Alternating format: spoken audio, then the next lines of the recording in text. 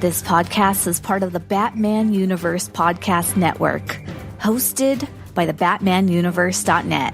Check out everything related to Batman and the entire Bat family at the BatmanUniverse.net, including news and original content related to comics, movies, television, merchandise, video games, and more. Also, check out some of the other unique podcasts that TBU has to offer.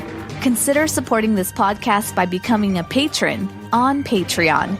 Even $1 can go a long way in supporting this content that you enjoy. Look for a link over at the BatmanUniverse.net to offer your support now. And now, on with the show.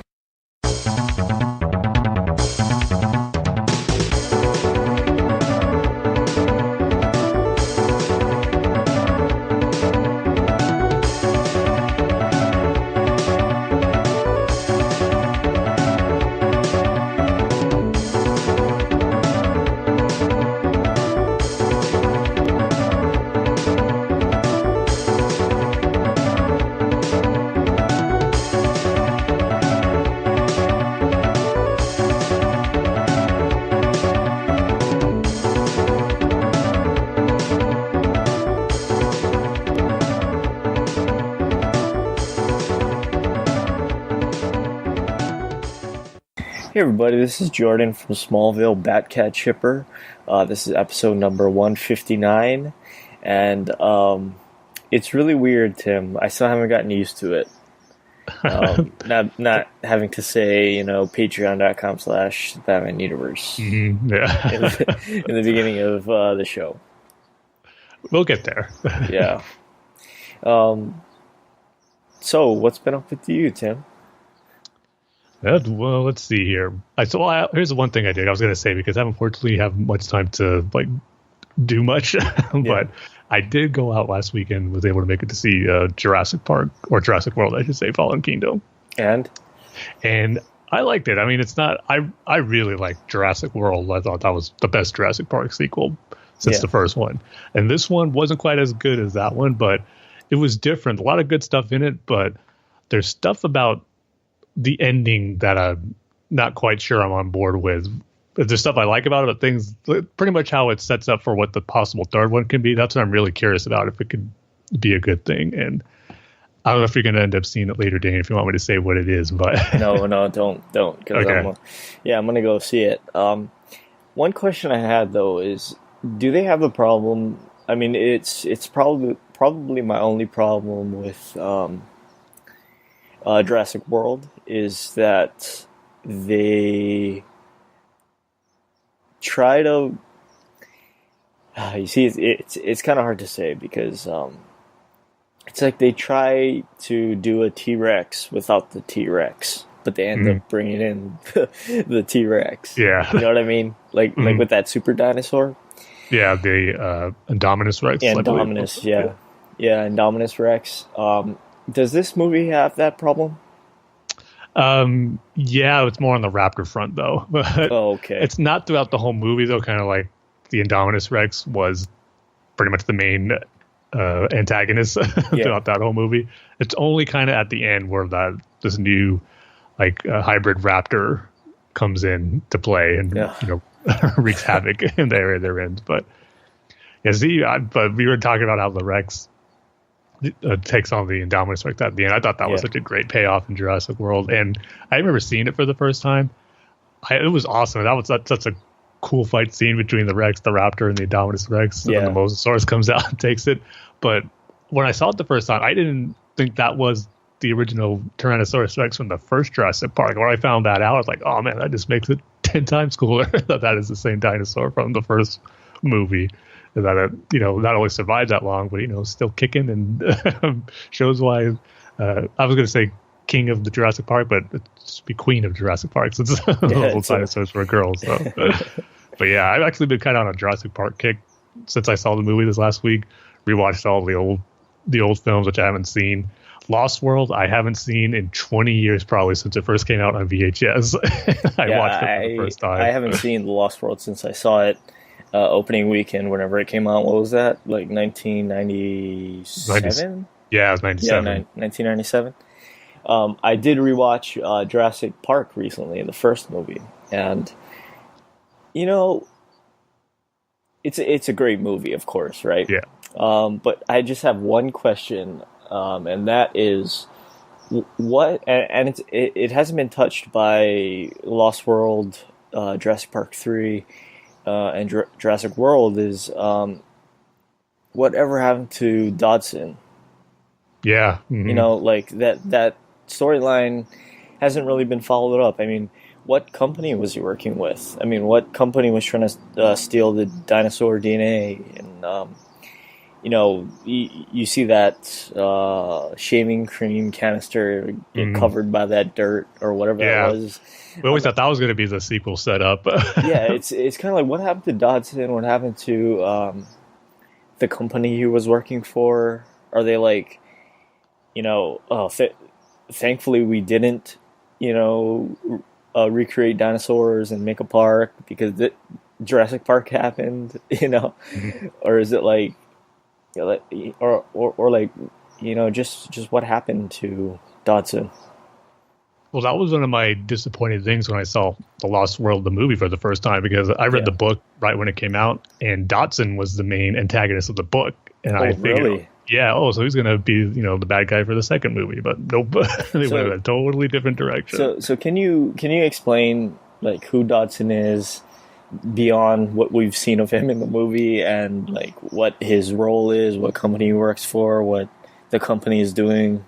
Yeah, see, I'm a little fuzzy on that since it's been over 20 years since I've read that book. So that's another thing I've been wanting to do now that I've been in a Jurassic Park mood, is reread both books, especially the first one. Yeah, I'm thinking maybe of getting the audiobook of that, listening to how that is. But I just want to go back into the book universe, because I know there's a lot more stuff in it that wasn't in the movies. But from what I remember, and also too, there's this great YouTube channel that's pretty much nothing but Jurassic Park videos that can fill in some of the gaps and questions you might have. It's Clayton Ferrati, if I'm saying that right, Fioriti. He makes some good Jurassic Park videos with information, and he gives reviews of movies and talks about the books and stuff. Yeah. And I watched one not too long ago about, you know, one of the sequences about why Dodson was on, or going back to Isla Sorna, the second island, for the Lost World book, and what he wants to do there. And that's a big thing, Tim. I think it's Isla. It's not. It's okay, I heard both. Isla and Isla. So. yeah. Like, I think it's Isla Nubar. But, okay. Yeah, it's just a little thing. I'll defer to your pronunciation of it, Dane. But I just remember from watching that video again, it's a little bit I remember like him and two other people that he worked with. I mean, they're still trying to get, you know, they're trying to sabotage Jurassic Park and get the dinosaur embryos for their own gain, and he still wants to do that in the Lost World, but instead of going after, you know, the dinosaur embryos, he's going to steal some eggs off the Isla Sorna, not Nubar, the second Site B. Yeah. So it kind of plays out a little bit like the movie where they encounter a family of T-Rex, where there's the Tyrannosaurus nest and they have the baby that gets injured. But they're there to steal the eggs, to take it back, you know, to still. That's what I'm not sure on, or don't remember on too much. If he was going to make his own park, or was he just, you know, doing it for other financial gain other than what John Hammond had planned with creating an amusement park? That's stuff I'm not remembering too much, and something I would probably have to refresh myself on if I reread it or watch more videos that say what it is. But he was definitely there to get more dinosaur. Not the embryos, like I said, but the eggs, but get it for his own personal gain and get money and all that stuff. But he was written like such a, you know, just your typical really evil, cold, like villain you'd have in a movie, like not caring for the people he's working with, and just like backstabbing people. So he was amped up a little bit more than definitely what we saw in the movie as far as him being a bad guy. Well, you know, that's the funny thing, going back and rewatching Jurassic Park, because I guess if you haven't seen it in a while, or you saw it when you were a kid, you know, you love it. There's dinosaurs, there's, you know, all kinds of things, right? But then you watch it as an adult, and it's still a great movie, but like, you realize that John Hammond was a really corrupt businessman. Even I remember even more so in the books too. Like he's played a lot worse than how he is. Because if you think like about he doesn't it, have much remorse in the book. if you think about it, the only reason why he gets Alan Grant to oversee or I can't remember what to impress that lawyer. Yeah, to get their endorsement and all that. Yeah, to get their endorsement is because he's paying for their dig site, right? Mm-hmm. So he's paying for their archaeological study. So he sort of says, like, if you do this and I'm not telling you what to say, but if you come, then I will fully invest in your studies, right? Yeah, I think in the movies in like the next 3 years, he'll fund them. Yeah, so I was like, wow, he's like a really corrupt businessman. Now remind me, is John Hammond in Lost World, the movie? Yeah, just in the beginning. Yeah, right. Yeah, and Lexer Timmon in the beginning too, like for a brief little cameo. Right. Yeah, and I was thinking, like, so obviously these investors that the lawyer represented, lost their investment, right? Mm-hmm. And so, like, I was just wondering, like, after Jurassic Park, Lost World, Jurassic Park 3, and then Jurassic World, who would invest in a Jurassic World? Yeah. There was the guy who took over and created the park, Mizrahi, I think his name was. But I know there's a background story, like some of those viral videos I had before the movie came out that I explained that, if I remember correctly. But that goes into all the details if you really wanted to find that information out and how we got, control of the park again and use John Hammond's findings and all that stuff. So I think there is an explanation out there. I just don't remember exactly how it all went down. Right. And another thing, too, is, just watching Jurassic World, the first one, there is no way that you or me or anyone I assume, would be able to afford going to a park like that. Yeah. Because you have to fly yourself to Costa Rica, right? And let's say you're taking your family, so you and your two brothers, right? You have to fly you and your two brothers to Costa Rica. Not only do you have to fly them to Costa Rica, you also have to either fly them or take a boat to the new island, right? Mm-hmm. And not only that, but you also have to pay your entrance into the park, right? So, I mean, I think this is only for, like, the super rich, right? Not to mention staying at a hotel on the island, too. I'm sure you're not just going to go there for a day. Food. I bet you're at least paying $25 for half a cheeseburger, right? Yeah, it's going to be like Disneyland times 10. I mean, the lawyer, Gennaro, in the first movie said it best. I mean, we could charge $2,000, $10,000, and people will pay it. Yeah. And then Hammond's all, hey, this park wasn't designed for the super rich. And he's all, oh, well, we can have a coupon day or something. Coupon. So maybe they did have that. A coupon for what? Yeah. Is it the admission fee? Is it the plane ride? Is there a package deal like travel agents, like they'd be like, okay, it's all inclusive, trip to Isla Nublar or whatever. Yeah, there's got to be some like you said, some package that includes like the park entry, staying at a hotel, food, and all that, which would probably still be like $5,000. $5,000, Tim. I think it's at least $30,000. I think it's at least $30,000. See, that's the information we need to get in these new movies. Yeah. How much did it cost to go to Jurassic World? But yeah, it's been fun revisiting those movies. Like I said, I've seen Jurassic Park every so often because it's one of the best movies ever. But Lost World I haven't seen in, like I said, 20 years. And the third one I still watch from time to time. I still like that movie. So, and if I had to rank them all right now, which is a lot easier to do than ranking Star Wars movies, since there's only right now 5 of them, but probably go Jurassic Park, the best, obviously, Jurassic World, And then right now, I'd probably still go Jurassic Park 3, then Jurassic Park or Jurassic World Fallen Kingdom, and then The Lost World Jurassic Park. The Fallen Kingdom could creep up into the third spot, maybe once I see it more and kind of accept more what happens in the ending. And because there's also it's kind of big, but not necessarily a big plot twist, but a character reveal that happens in the movie that I felt was kind of unnecessary. It only served one purpose that even then I don't think was needed. And yeah, you'll definitely know what it is when you see it, Dane. But yeah, it was something that felt like it was just thrown in there for a twist's sake. And at the same time, Jurassic Park movies don't need twists in the plot and all that. So I felt that was kind of unnecessary, but didn't derail it. It's just something that was kind of a little eye rolling, but yeah, I don't know. So I'll be curious to hear what you think of the movie once you see it. Yeah, for me, ranking wise, I guess, excluding Fallen Kingdom is, Jurassic Park, and then World, and then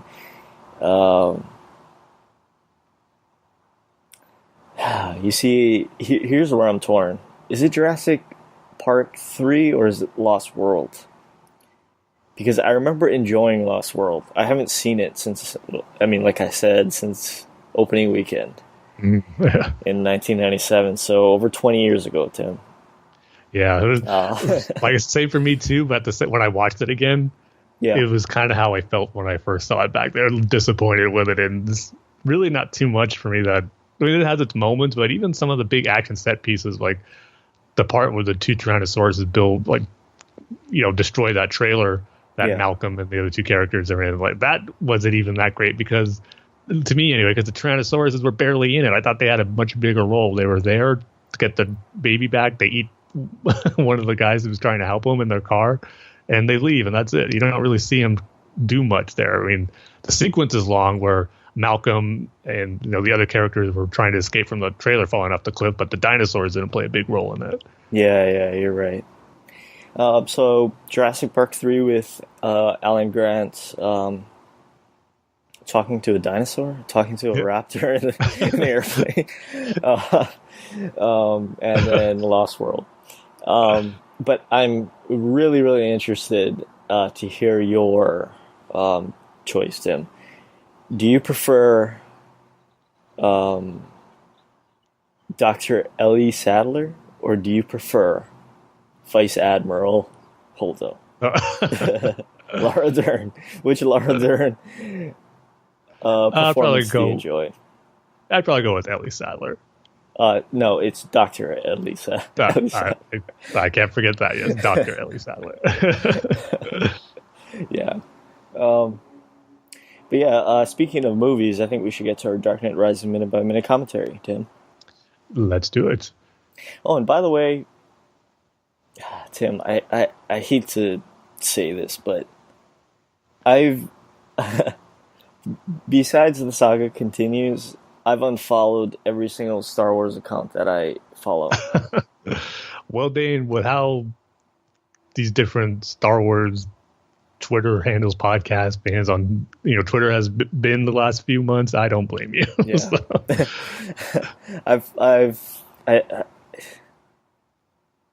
I hate to say it, but it's turning into a really bad community, and I feel it is. Yeah, and I feel like you and Kyle and whoever else is on your podcast and. Paul, he's our new host. Yeah, Paul. Yeah, sorry. It's you guys are in the minority. It seems like where it's positivity instead of just getting angry over the smallest things. Like how can Holdo be a vice admiral? Yeah, I was like. And, she has purple hair. How can anyone who has purple hair be in a prom dress? In charge? It's. I mean, if you're sort of analyzing a movie that much, maybe Star Wars isn't for you, and it's funny that this sort of thing, like the sequel trilogy, like Solo, like Rogue One, that's supposed to bring so much joy to. So many people. Yeah, is bringing out the worst in them. You know, it's really sad. It's terrible, and it's so bad that, you know, people that are supposed to be on the same side, you know, Star Wars fans, are fighting with each other, and it's gotten to a point where, you know, I'm only going to follow, you know, the saga continues, and I'm only going to follow Tim, because it seems like everywhere you turn, it's every sort of criticism. You know, Kelly Marie Tran, and, you know, like Holdo and Last Jedi, and you got these stuff. People trying to remake the movie and thinking they're going to get funded for $200 million and get the approval for Disney to remake the movie. It's like, you got to be freaking kidding me. I saw that, and that's terrible. How delusional do these people think they are that that's going to happen? Like, first off, you think Disney's going to give them the okay and the approval. and you not only that, you think you're going to get Mark Hamill, Daisy Ridley, Adam Driver all come back and reshoot a movie they already did. Like, give me a break. It's like, that really irritated me when I saw that. And then when I was thinking about it, you know what?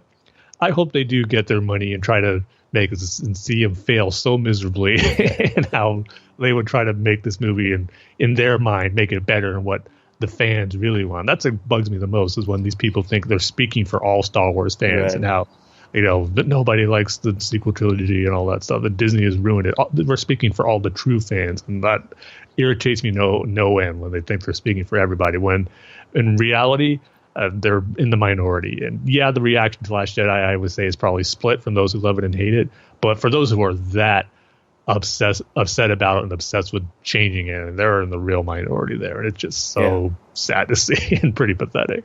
So you know, I mean, I have a question about that. So you know the Phantom Menace, right? There's that weird Phantom cut or whatever it's called.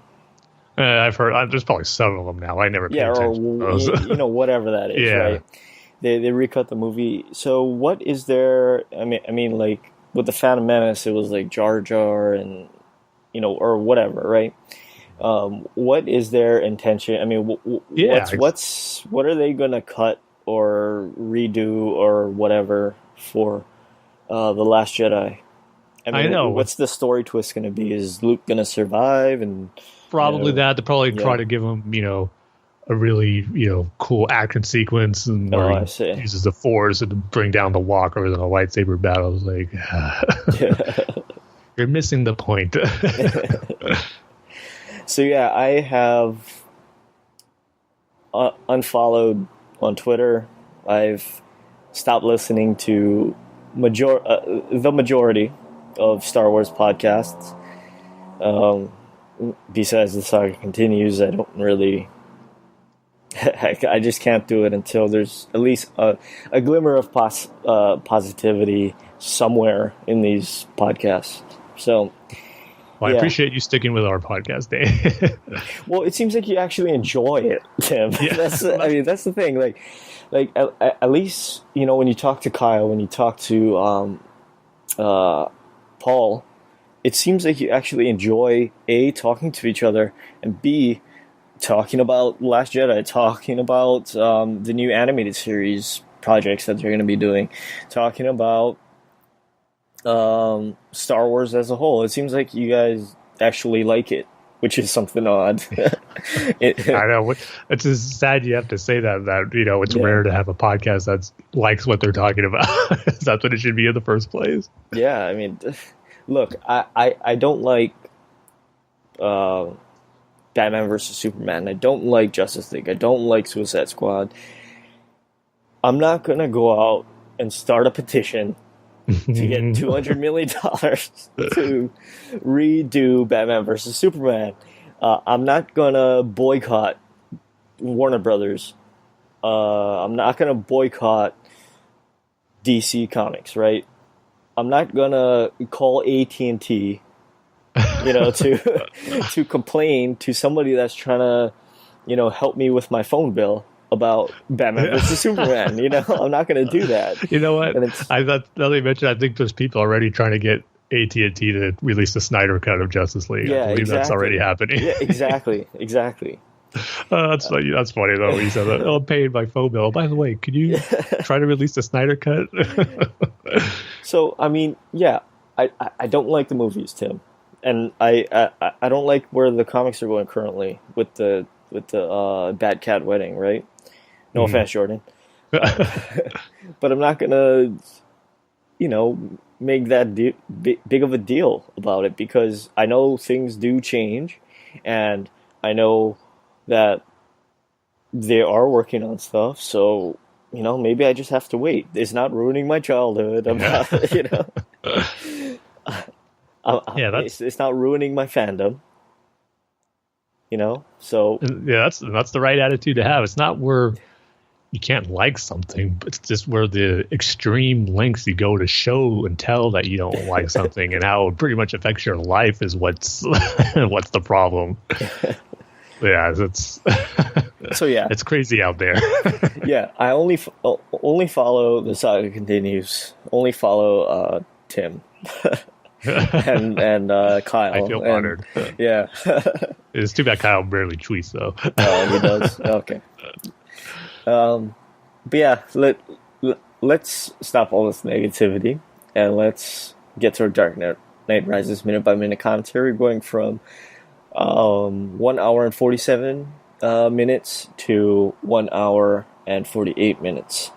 So like always, grab your VHS copy, grab your DVD copy, grab your HD DVD copy, grab your Laserdisc, grab your Betamax, grab your Blockbuster your Blockbuster membership card, grab your Netflix physical subscription thing, wait for it in the mail. Envelope, yeah.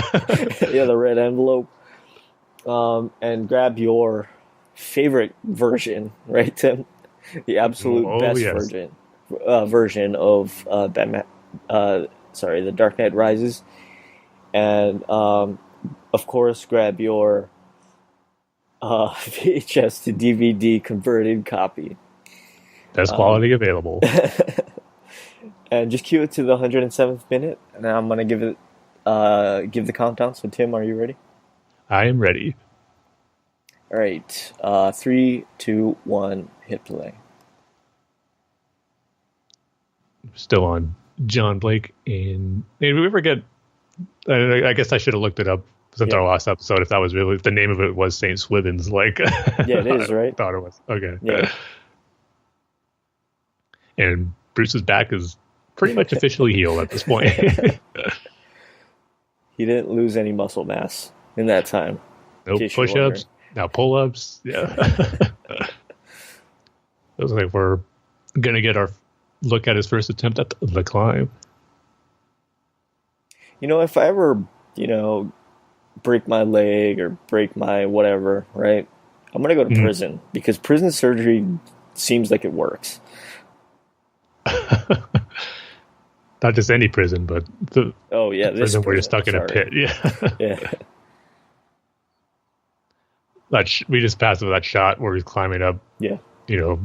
Where we thought originally in the trailer that was going to be like the well that he fell down of in Batman Begins, and they're harking back to that. I mean, it has that look visually, but I remember thinking it was specifically climbing the well to the Batcave, but nope. Yeah. Something totally different. Did you think that he was going to make that jump on the first try? No. Yeah. It seemed a little too anticlimactic if it was, because, especially, looking back how it does play out when he does make the jump successfully, what a great moment that was. And this one right here didn't have that build up quite like that one had. So, yeah, not really. So yeah, that's our Dark Knight Rises minute by minute commentary, and now we can move on to our featured topic for this episode, Tim. Yeah, which is going to be the DC Universe streaming service finally unveiled. Yep, this past Thursday, as we're recording this episode, Warner Brothers and DC finally unveiled the curtain on not all the details, but some of the stuff we could expect to see on their long talked about streaming service.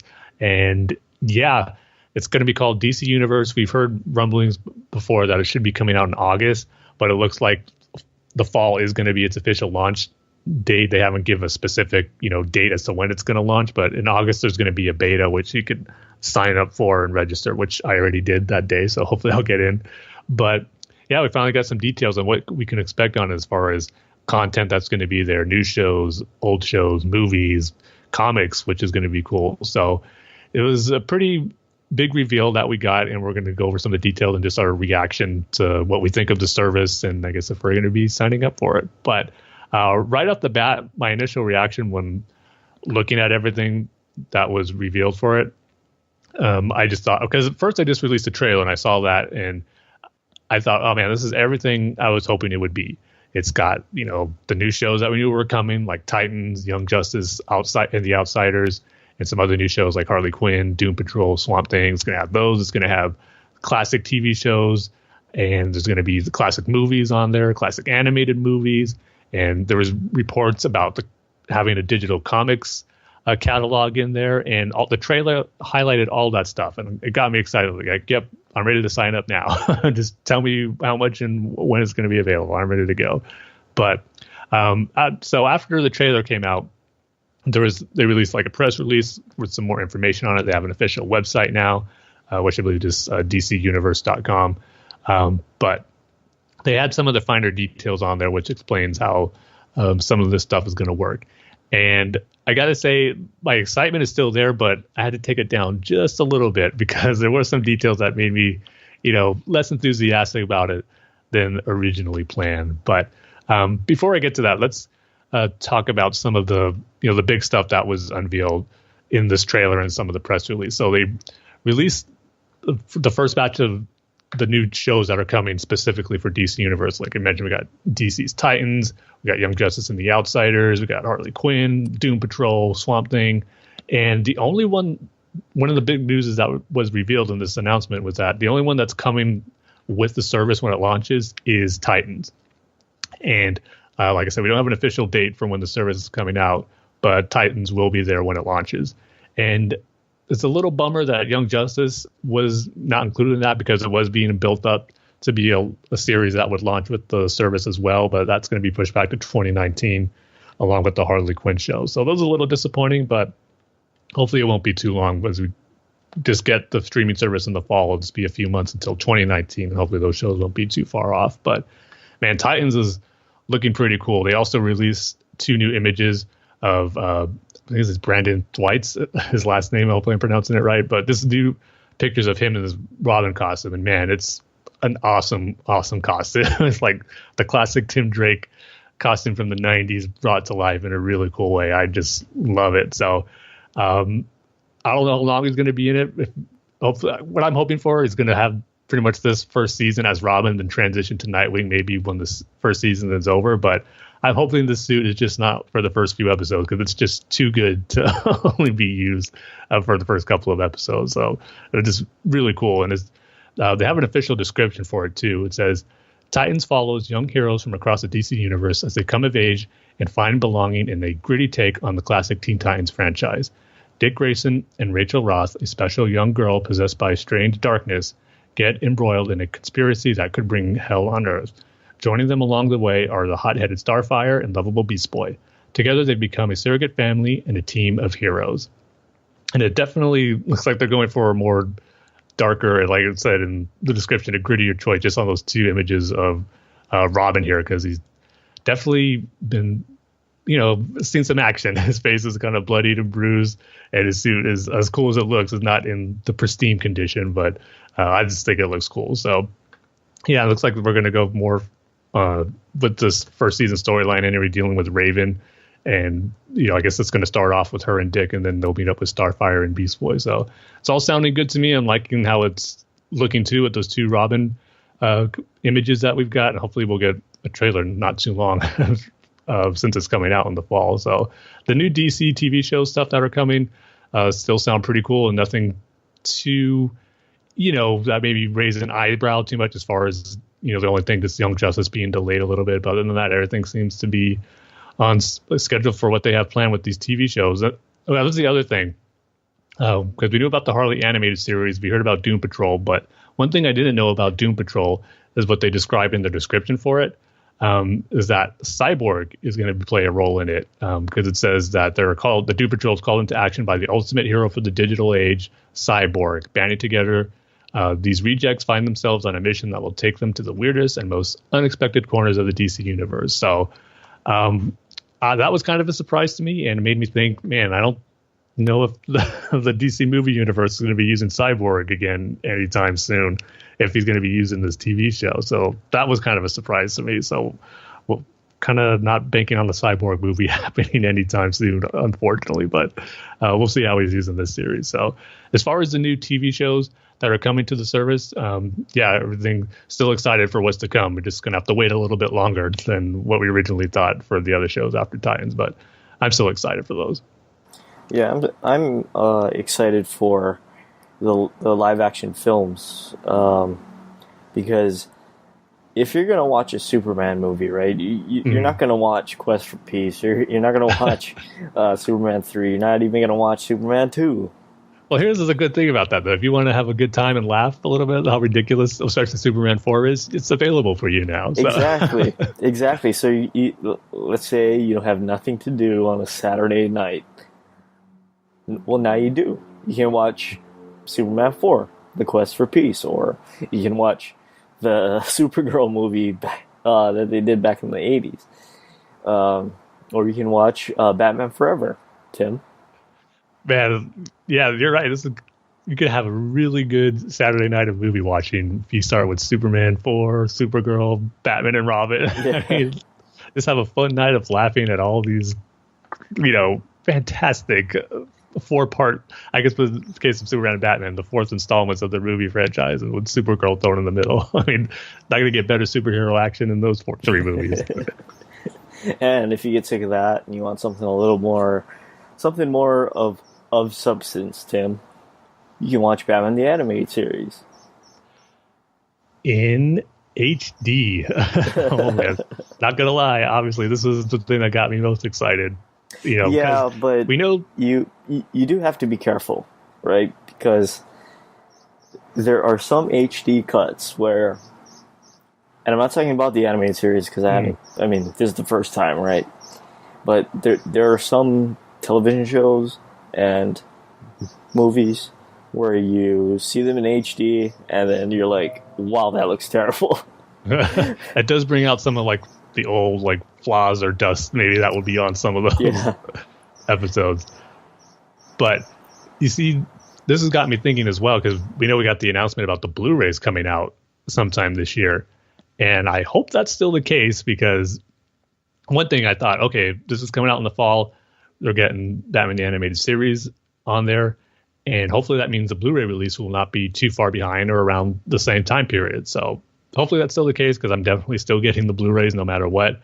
I just hope that this doesn't either delay or put on hold the Blu-rays, thinking, okay, let's have them on the streaming service for a bit, and that can be the only way you can watch it in HD, because that would be a little disappointing, because I was been all hyped up, ready to get another box set of the animated series in HD on Blu-ray. So hoping that's still the case.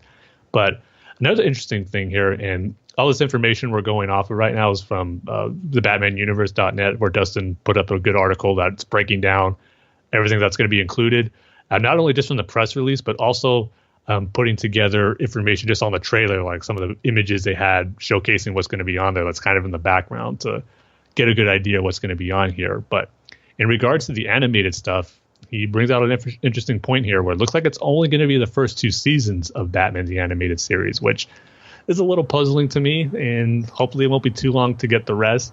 Maybe it's something where they're still in the process of upgrading the series to HD, and they only got the first 2 seasons done, and it might be a little bit for the other 2.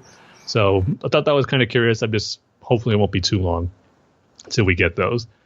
But yeah, I mean, on the animated front, there's just a lot of good stuff packaged in here. We've got the animated series, Teen Titans, and I know I've been really slacking on that rewatch I was doing about a year ago. Hopefully now it'll be on the streaming service. It'll be a little easier for me to get back into that. But that's going to be on there. Super Friends, Legion of Superheroes, Young Justice, the first 2 seasons, Static Shock, the Flesh-Shirt Superman series going to be on there, which is great. Justice League and Justice League Unlimited, Batman Beyond. So great collection of animated stuff that's going to be on there. And then even you mentioned the movies, Dane, but the live action TV series that are going to be on there, Wonder Woman from 1977, that's another thing that's going to be in HD for the first time.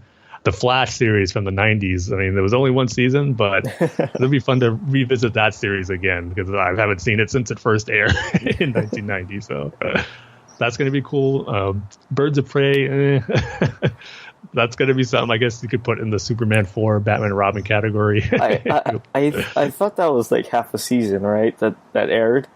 Yeah, I don't.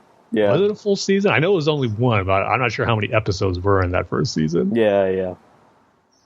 Yeah, then there's some of the older stuff like the Superboy show, The Adventures of Superman from 1950s, and the George Reeves ones, the Constantine show from 2014, and then The Adventures of Lois and Clark, which that could be a fun one to revisit as well.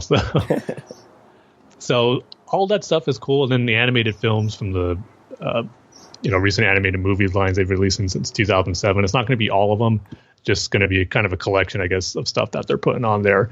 But that's kind of one of my nitpicks about this. And you can kind of say this about all streaming services, but I kind of wish they just throw the whole catalog on there. I mean, because one of the things that got me kind of bummed out is that a lot of the stuff is going to be in rotation, which, like how Netflix sometimes has movies and TV shows for a little bit, then they come off of Netflix, and after a few months they come back, or a year or two or something like that. So looks like that's going to be the case for DC Universe as well. And going to be honest, that is kind of a bummer, because how awesome would it be just to, you're paying for the service to have just a one stop to have all this great DC content in one place and not having to worry about one show or one movie being there and you want to watch another one, but it's not there yet. But when that one comes on, the one you want to watch with it is not there. So all that stuff where you got the kind of have to wait and pick and choose type of thing if your show that you're really looking forward to is on there and how long it's going to stay. I was hoping we'd avoid all that, but it looks like that's not going to be the case, and which is one of the big bummers I have about this announcement, how a lot of the stuff is going to be in rotation, because it's just, having, and me loving my animated series stuff, and especially the DCAU, looks like for now we're going to have all that stuff on there, but Superman was not listed on that press release. So once the Superman, the animated series, comes on there, is Batman Beyond going to leave? Is Justice League going to leave?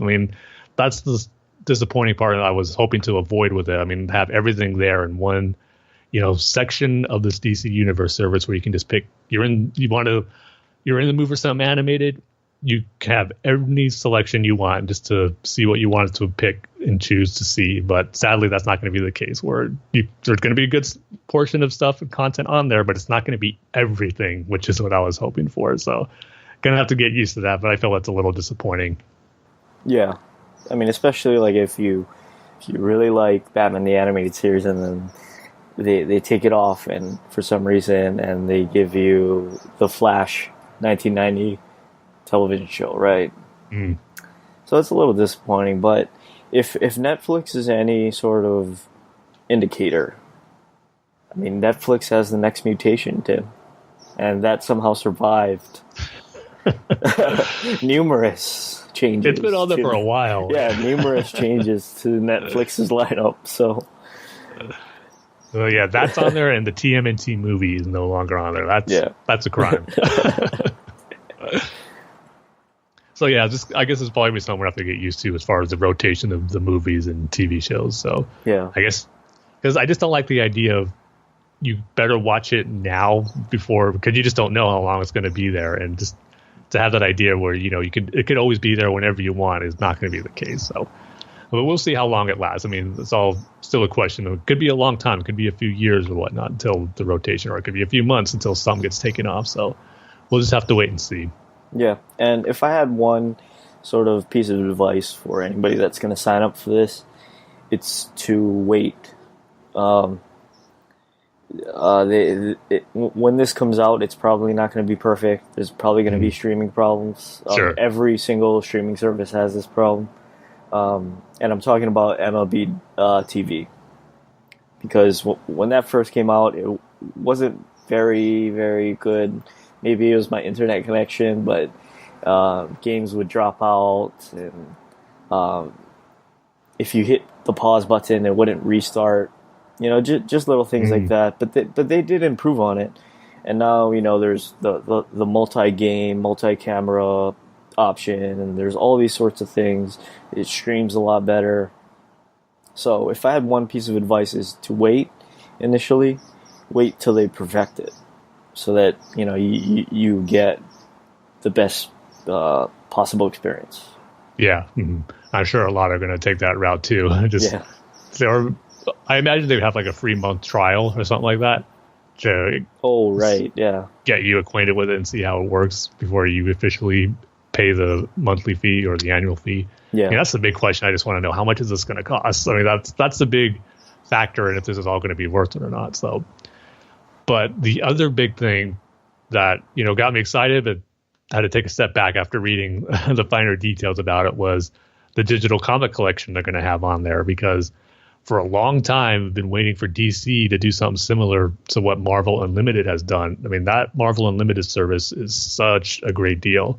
You pay a monthly fee, and you'd have tons and tons of backlog collection of classic Marvel stories.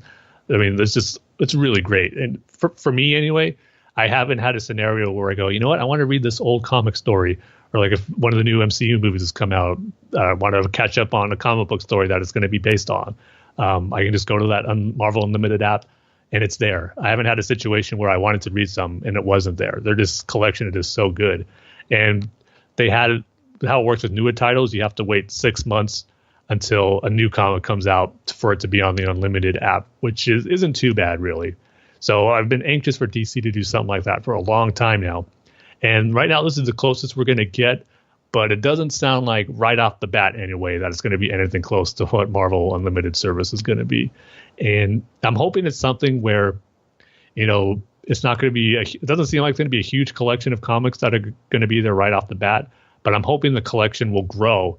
And as the years go by, it'll become something like Marvel Unlimited. But I'm not sure if that's going to be the case, because one of the other disappointing things I read about the comics, kind of like the movies and TV shows, those are kind of going to be in rotation as well. And it's going to be, a curated collection of comic books where it's going to be kind of handpicked to, I guess, go with some of the TV shows, movies that they have on there to tie in with it. Because I think in the press release, I don't know if it was Dan DiDio or Jim Lee who in the comments in the press release said how they want it to be where something you watch a TV show or movie, and then you can read the comic book story with those characters or the story that it's based off in the same service.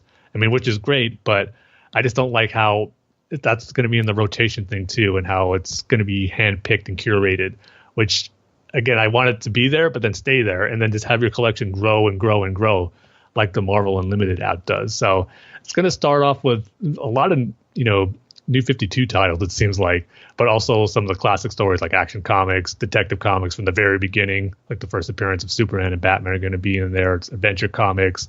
And so it's going to be kind of all over the place. I'm not sure if there's going to be very many Rebirth titles. I think there is, but it doesn't look like it's going to be a good collection of that.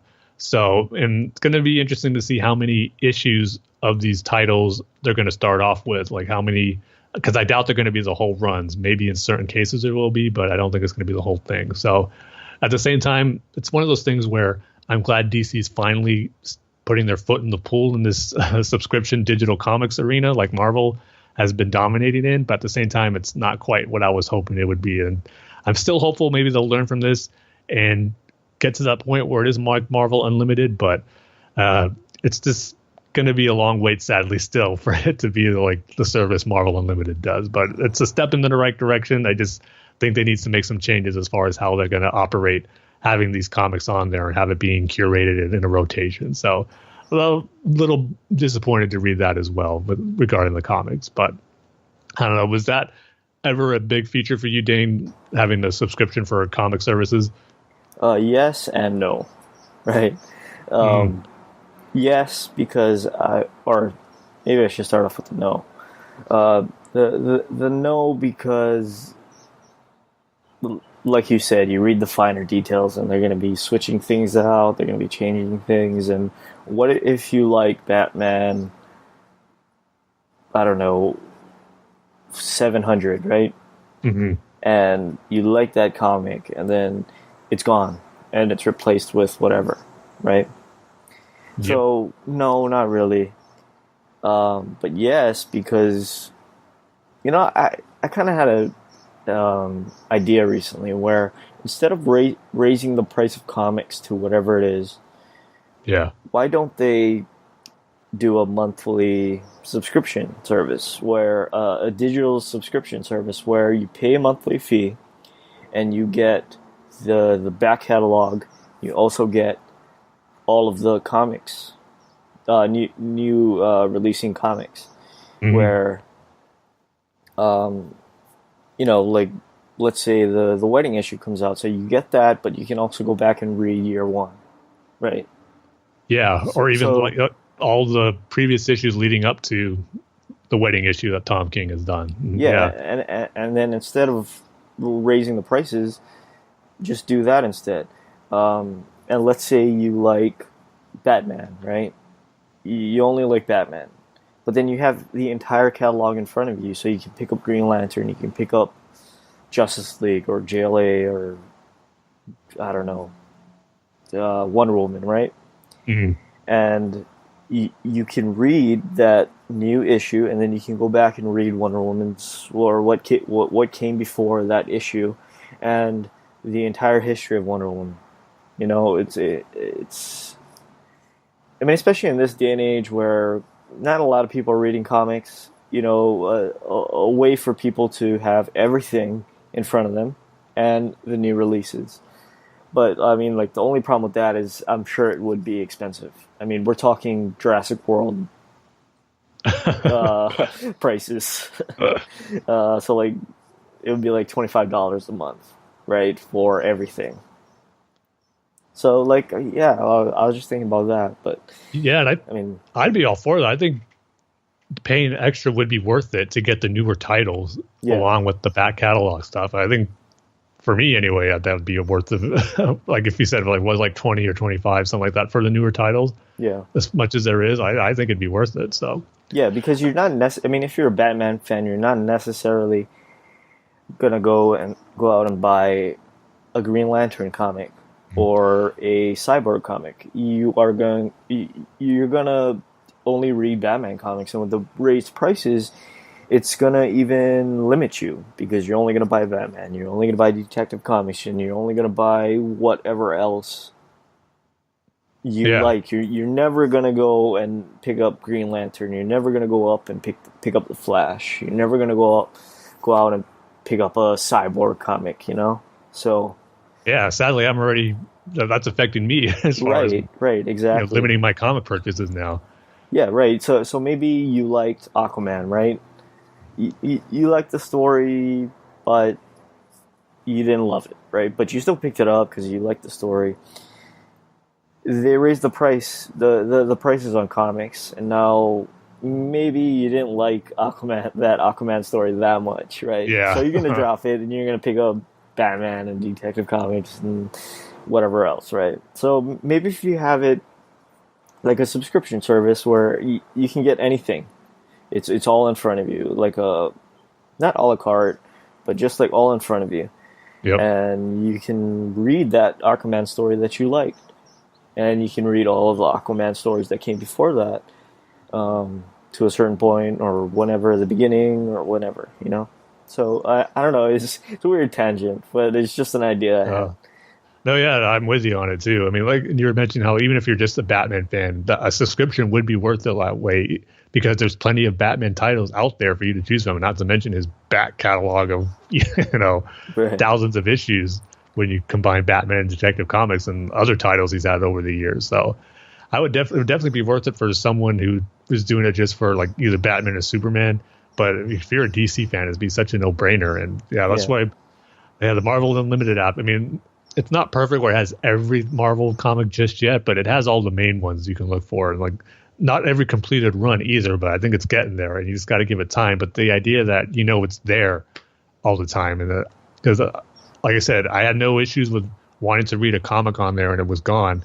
I don't think they do rotations on there. I'm pretty sure they don't, and because to me anyway, in my experience, it doesn't seem like they do. Those stories are still always there, and if anything, they just keep adding and adding, which is what I was hoping the DC would do for their digital comic streaming service. But looks like that's not going to be the case, sadly. So I'm just hoping to let it be like this for a while, and maybe they get enough feedback from fans saying how they want something that's a little more permanent, that has the back catalog of issues that are going to stay there, and then something that grows, and maybe they'll change it up. So we'll see, but it's a little disappointing on the comic front.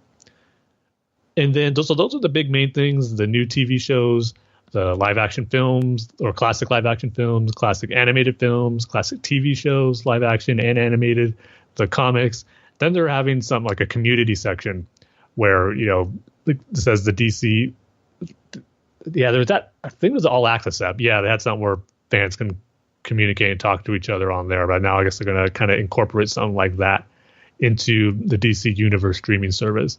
So we'll see how that goes. I don't think that'll be something I use too much. I do all my social media interactions on Twitter, so don't know if I was going to have too much interaction on the DC front. But I guess the people who like that, it's just another avenue they can enjoy with the streaming service on there. The only thing that sounds cool on it is that there's going to be kind of an encyclopedia that's going to be run by the community, I guess kind of their own wiki for DC stuff. So that should be pretty cool to have in one spot there. And then the other thing, they're going to have exclusive merchandise and I think discounts that you can get only through the DC streaming service. So we'll see if there's anything good on there. I know in the trailer they showed, and in the press release, these exclusive Justice League figures from the animated series. They look really good. So if there's more stuff like that, it could be something that could be pretty cool. And also the Ask Me Anythings with the creators. Seems like they're going to somehow do that through the app. Okay. Yeah. I think I missed that. Yes, that's kind of cool to have that be part of the social media hub, I guess, on the service that they're going to have on there. Yeah, it says DC also mentions that there will be a discussion forum for fans to connect with DC creators. While this is an assumption, expect Ask Me Anythings using the forums in the future as any way DC can leverage fans using the discussion forums will be made. So yeah, I guess so. Or it seems like that's where they're heading. Yeah, I guess not detailed out specifically how it's going to work, but yeah, Dustin put it right there. It seems like that's what it's going to be like. Yeah, I wonder if they're also going to be bringing this to TVs, like the Apple TVs and is it Amazon Fire TV? Is that what it's called? I wonder if they're going to make apps for that where you can watch, all these shows, all these movies, and you can even read comics on a big screen. Yeah, that was the other thing I was going to mention too about the comics. Because they've made a point of saying how this is going to be such a new, really cool way to read comics now, like on your TV. It's like a new comic viewer that's going to launch with it. So I'm curious to see how that's going to play out and how much that would work. Because that'd be kind of cool to read and enjoy a comic on your TV. So, but I know it is going to be on most of those platforms, like you mentioned, Amazon Fire and like Androids and iOS and all that. But it just better be on the Xbox. I mean, that app better be on there, else I'm pretty screwed as far as watching it on TV and stuff. Oh, you don't have like an Apple TV or a Roku or a... Nope. Everything's through my Xbox. So. I would assume they usually have all the major apps that come out, but now I'm a little worried that it's not going to be right away. I mean, because I didn't see Xbox on the press release as far as things that's going to be on. So got me a little worried, but I think it'll be on there eventually at the very least. But... So yeah, that's pretty much what's been revealed so far about the DC Universe streaming service. A lot of it sounds really cool. I just think the big thing I really want to know is the subscription fee, is see if it's going to be a good deal to have all this stuff. Glad that it's there, but at the same time, I have my complaints about the comics and some of the TVs and movies being in rotation, which is a little bummer. More so on the comics front, I will say, because I was really hoping for something on like Marvel Unlimited, and I could kind of deal with the TV shows and movies being in rotation, even though I wouldn't like it to be that way. But we have precedents for that with stuff like Amazon Prime and Netflix. So that kind of could have been expected, even though I was hoping DC wouldn't go that route. But with the comics, that was something I was really, really hoping would be, the start of a nice collection of DC digital comics. So, just waiting for that price point. I know Dustin, in his article here, kind of made some comparisons to what it could be. He said, there's a Warner Brothers Boomerang costs $4.99 per month, $39.99 annually. So he's guessing maybe it could be priced around $6.99 or $59.99 annually. Which if it's something like that under the $10 range, I think that'd be worth it. And even with some of the flaws it looks to be having with the rotation stuff. So yeah, I'll probably still be signing up for it. Like I said, I already signed up for the beta. Hopefully I'll get access for that. And when it comes out, I'll be able to give a brief review on it and how it's operating and how things work on it. So I'm definitely still excited for it. I mean, I guess it just comes to the question as far as how much would this stuff, what you're looking forward to in the service, will it be worth it for you, whatever price range they have? I mean, are you mainly going to get it for the new TV shows? Is what they have announced going to be worth it for whatever the price they have on there? Are you looking more for the classic stuff? Is what's going to be on there going to be worth it? So that's why I'm just really anxious to see what that price point is. But I'm excited for the most of the stuff they're putting on there, not just the new shows, but you throw that in with the classic movies, the animated stuff. It's going to be cool to have on there. So looking forward to it. Just need to get a few more details before we get the final word on how the service is going to be. But at the same time, too, I agree. Look on what you were saying earlier, Dane. You're going to have to give it a chance. You can't just judge it right away when it first launches. There's going to be some bugs. There's going to be flaws with it. You kind of have to let it grow and evolve to become something that's going to be, something that's more stable and hopefully what everyone's looking for. So kind of not to be quick to judge it too quickly when it comes out if it's not exactly how we want it. So yeah, we shall see. I think the price point is going to be more towards the $10-11 a month range, maybe $100 a year at the cheapest. So yeah, for me, not really. It's going to be a wait and see. Tim, you're going to be my beta tester, as you are in everything.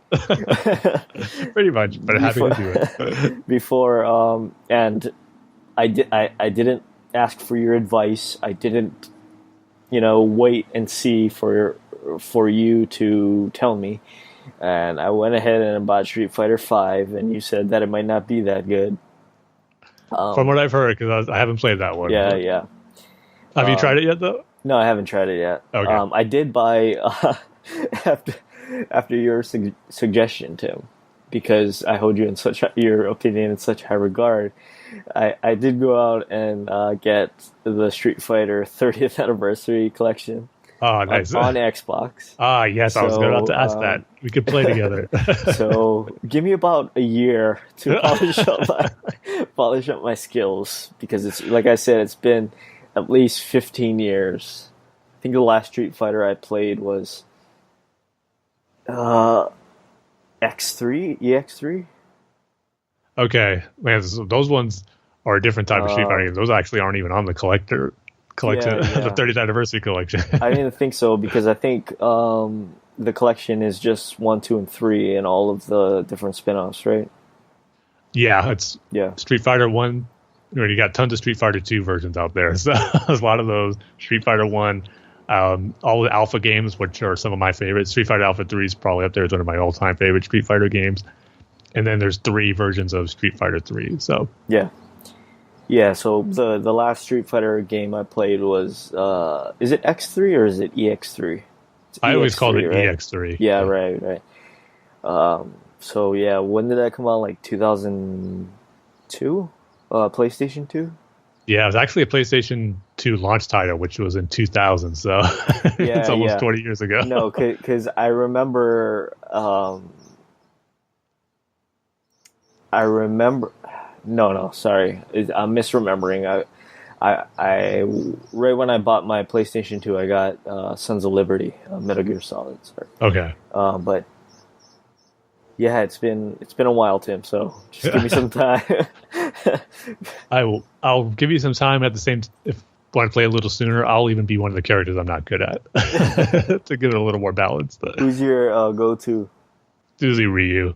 Oh. But with Street Fighter 2, I know all the characters move on there, but some I'm better with others. But like with Ryu, Chun-Li, Blanca are kind of like 3 go-tos for the original Street Fighter 2 games. You know who my go-to is? You'll never guess it, Tim. From Street Fighter 2 or one of the newer ones? 3. 3. Yeah. See, I'm not too familiar with some of those characters just yet, so but I'll go with the classic one. I'll say Dalsum. How did you know, Tim? Yeah, because you said you'll never guess it. I knew it had to be one of those strange characters.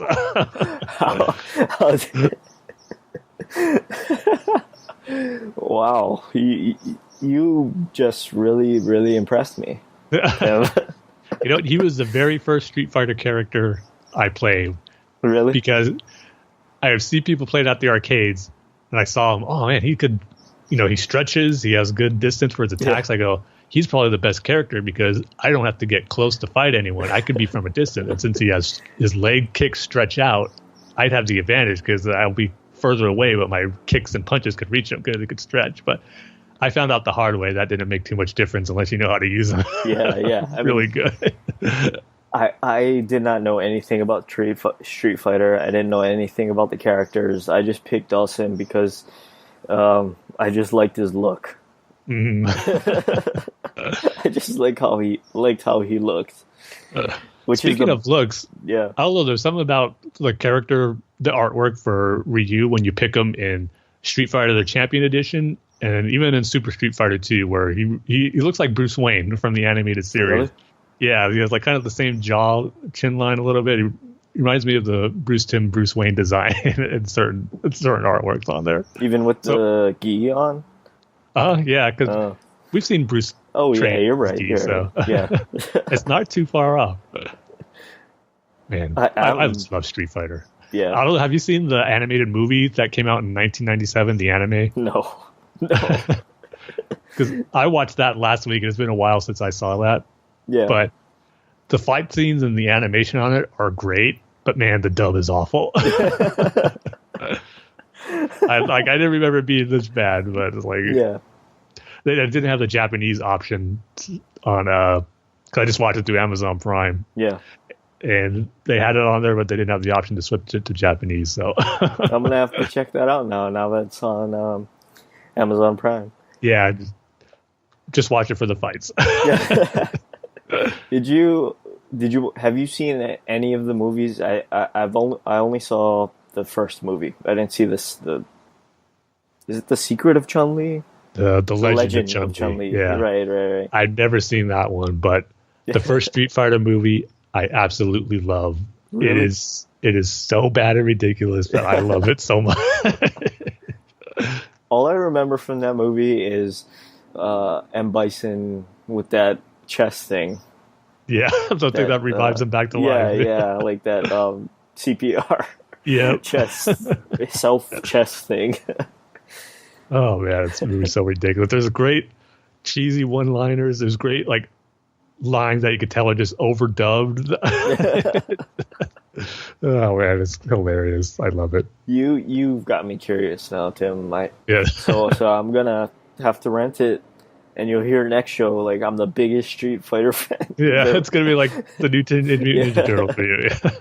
It's like, take a franchise at its most awful and give it to me, and I'll end up loving it. Yeah.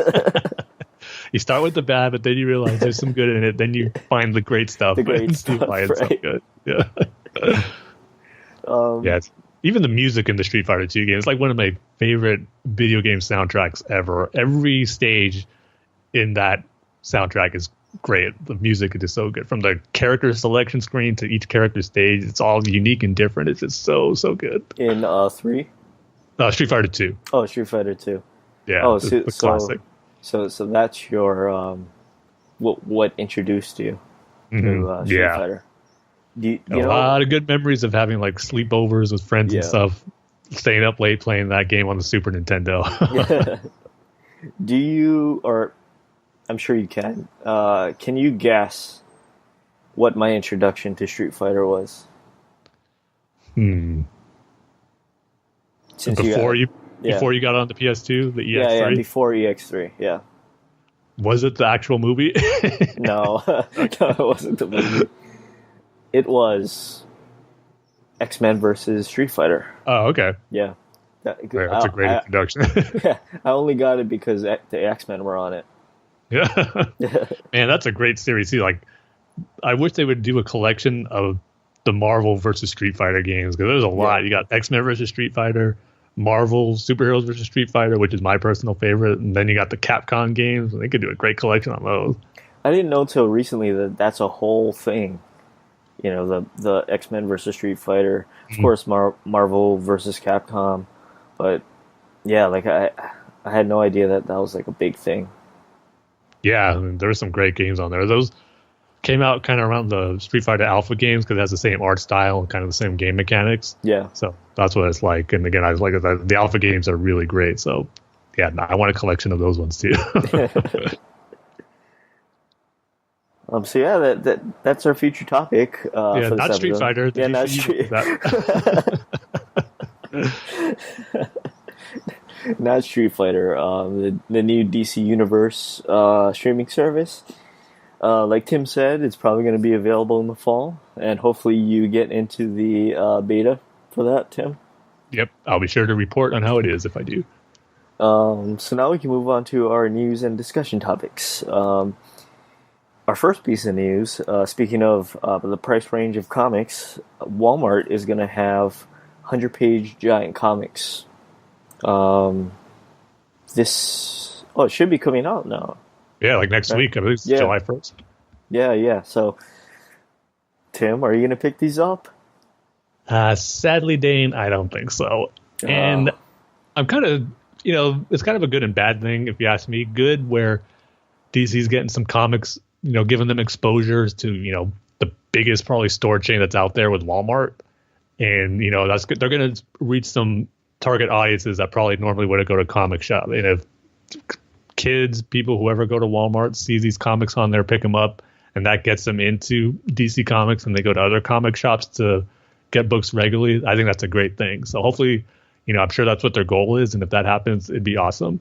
But at the same time, for someone who's already a comic collector, I don't see myself going to Walmart specifically for these 100-page giant comics, especially when, they're going to be $4.99, and I'm already, lessening my comic budget already with the DC Comics now, and with their price jump to $2.99, $3.99 pretty soon. So I'm probably not going to pick these up, and it is kind of a bummer that they're getting some stories that sound with some good creative teams on there. I mean, you got Brian Michael Bendis doing a 12-part Batman story. You got a 12-part Superman story by Tom King.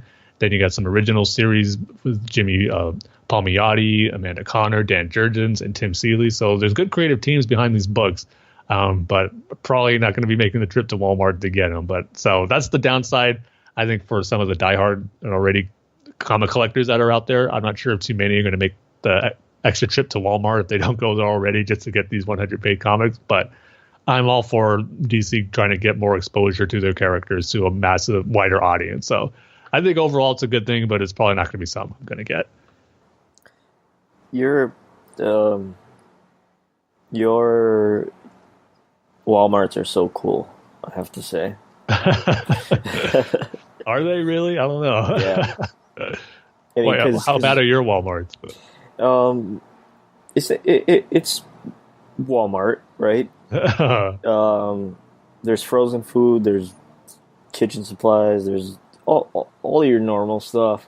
But then what I really like about your Walmarts is that you have the fresh produce sections.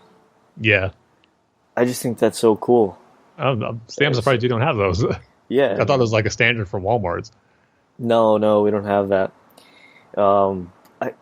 Every time I go to the mainland, like I'll go into Walmart and just go through the produce section. I won't buy anything, but like I just go through the produce section. It just blows my mind, and how you guys have the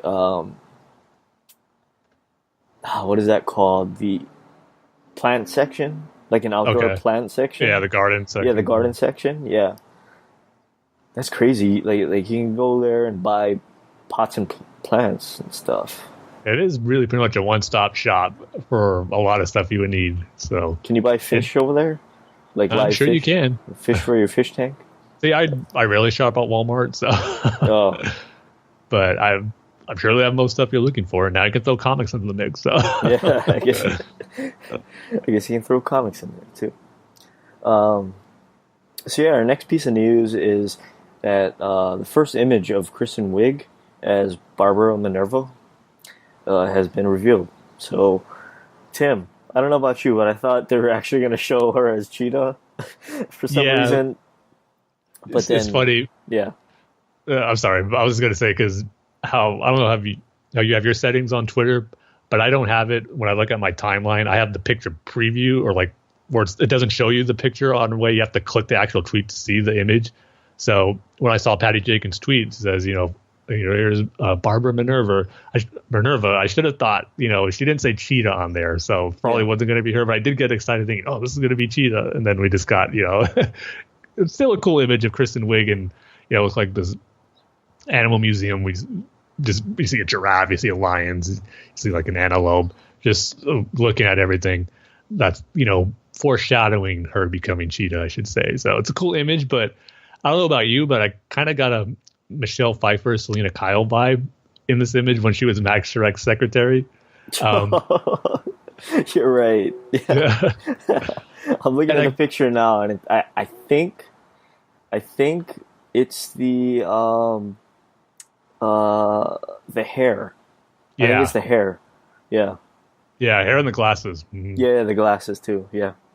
And I got to say, one thing I hope they don't do with her, which is kind of like an old superhero movie trope, is that you have the smart character, but who's unsure of themselves and like not overly confident, kind of like Selena Kyle in Batman Returns and Jim Carrey's Edward Nygma in Batman Forever, and even more recently Jamie Foxx's portrayal of Electro, when they're kind of like the smart people, but like I said, kind of a little bit insecure and not sure of themselves, and they get these powers and they kind of show like get back at those who did them wrong and all that. I hope that's not going to be the case with Barbara Ann and Cheetah here, because just recently in Greg Rucka's Wonder Woman run, where it did a great job with the origin for Wonder Woman and Barbara.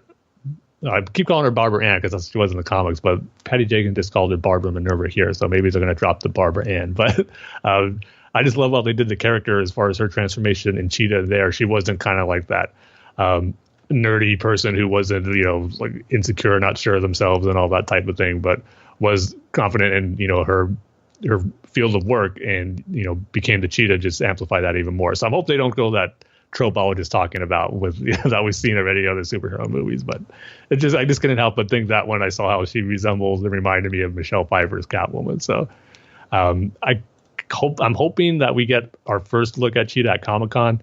We know Gal Gadot's going there, and while it's possible she could bring a trailer, I mean, they just started filming, they could bring a little teaser or a scissor reel. But if we don't get that, I'm hoping we get our first look at Cheetah there, because I think that'd be a pretty cool reveal to get at Comic-Con. I just can't wait to see how Cheetah's going to look, and because we know there's a lot of different designs she's had over the years over her course of appearing in Wonder Woman stories. So I'm curious which design they're going to go for. So hopefully it won't be that much longer, but cool to get a little tease right here from Patty Jenkins. Is Kristen Wigg going to be there? I'm not sure. Right now, all we know right now for sure is Gal Gadot's going. Oh, okay. I could see something where maybe, Patty Jenkins, Gal Gadot, and Kristen Wiig go, because they do that sometimes where in the middle of filming, they bring the cast down for a day just to, kind of show up and get people excited for it. So I can see them doing that for this also. You know what I think DC/Warner Brothers needs to do? What's that? You know how a couple Comic-Cons ago, Lucasfilm did the whole like panel thing, and then we have a surprise for you, and they all went to Petco Park.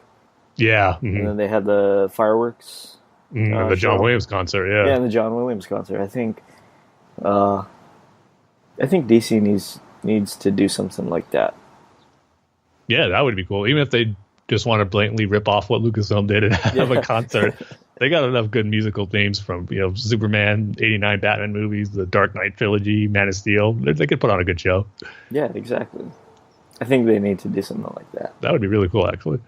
And this is their chance to really dominate Comic-Con, because Marvel is not going this year. And they could just come out with a bang, have some great trailers, and if they do something special like that, like you were talking about with a concert show, it'd be the talk of San Diego if they do it right. And the talk of Petco Park. Yeah, because we know it's not the Padres right now. So yeah, that's it for our news and discussion topics. So now we can get into a conversation with Alex patreon.com/listener feedback. Yep. And as always, Jordan sends in an email, and he begins by saying, "Hey, Tim and Dane and Alex. Neither of you guys mentioned the upcoming video game that I'm most looking forward to, so I'll go ahead and do so. Lego DC Supervillains. This game looks like so much fun. I love the Lego Batman video game, so I'm very excited to play this unique new game in the style of those. There are going to be a ton of DC villains in it, and it's going to feature the Crime Syndicate. I think it's going to be a blast." Well, I'm probably going to sound like a bad DC fan right here, but I wasn't even aware of the Lego DC Supervillains game. I think it's mainly coming from an oversaturation of Lego games, to be honest, because it's just kind of hard to keep track with all the ones that have been out over the years. And it's been a while since I've played any, so I think I've just fallen off of the wagon as far as keeping track of all the Lego DC games that have been out over the years. But I'll have to check this, at least the trailer out, to see, because you're saying it's kind of a new, unique way for this game. So I'll have to check the trailer out and see how it is. But he continues saying, "I'm honestly happy about Jeff Johns shifting roles in DC. He's an amazing writer, and this is going to give him more time to do that since he won't have to worry about the business and logistical side of things so much anymore. It sounds like this will finally give him time to finish Volume 3 of Batman Earth 1, which I've been waiting 3 years for at this point." Man, has it been 3 years already since Volume 2? Doesn't seem like it, but it's probably accurate. But he says, "I absolutely adore the first 2 Batman Earth 1 graphic novels, and I need that Catwoman tease from the second one to finally be paid off. There's probably no one better in the world to be writing Green Lantern Corps, so that is very exciting that he'll be doing that as well. The new images of Wonder Woman 1984, I'm pumped about this now officially being revealed as the title, and Aquaman are awesome. In terms of the Steve Trevor one, I think, and I'm hoping that Chris Pine is either playing one of Steve's descendants, like on the Wonder Woman TV shows, or a hallucination of the original Steve. I hope he won't be, and don't think he will be, the real original Steve. The first thing I thought of when I saw the photo of Diana looking at all the TV monitors was Bruce and Lucius using the surveillance technology in The Dark Knight. The second thing I thought of was Ozymandias in Watchmen. Anyways, it's a cool photo, and I'm eager to find out exactly what's going on there. It looks like all the theories about the film being set in 1984 being an intentional connection to the novel 1984 could wind up being spot on, as apparently, I never read it, the novel deals with surveillance. The third image we got of Wonder Woman in full costume looks incredible too. As for the Aquaman photos, I'm with Tim. I'm in awe of them. Mara and Chase Meridian's, Queen Atlantea's costumes both look amazing. I kind of forgot about that Nicole Kidman is getting another shot in the DC universe this time as the Queen of Atlanta. Have they released any pictures of her?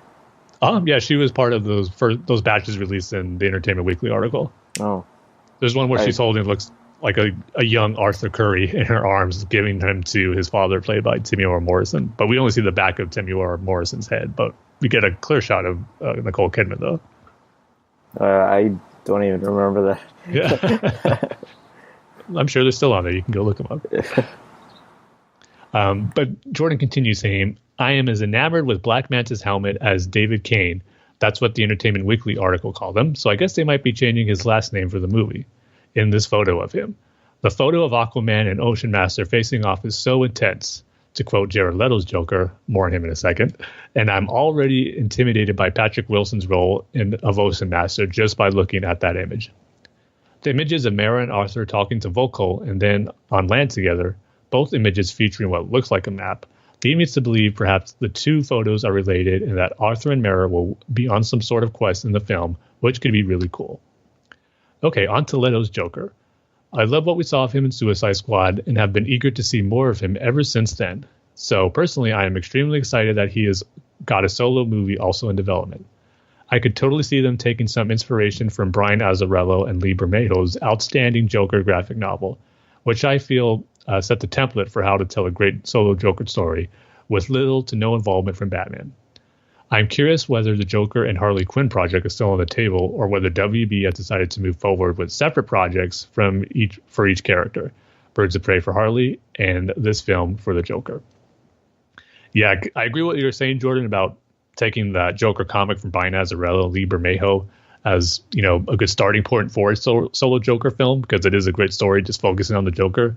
But I'm kind of hoping that's going to be the case for the Joaquin Phoenix potential, I should say, starring the Joker movie.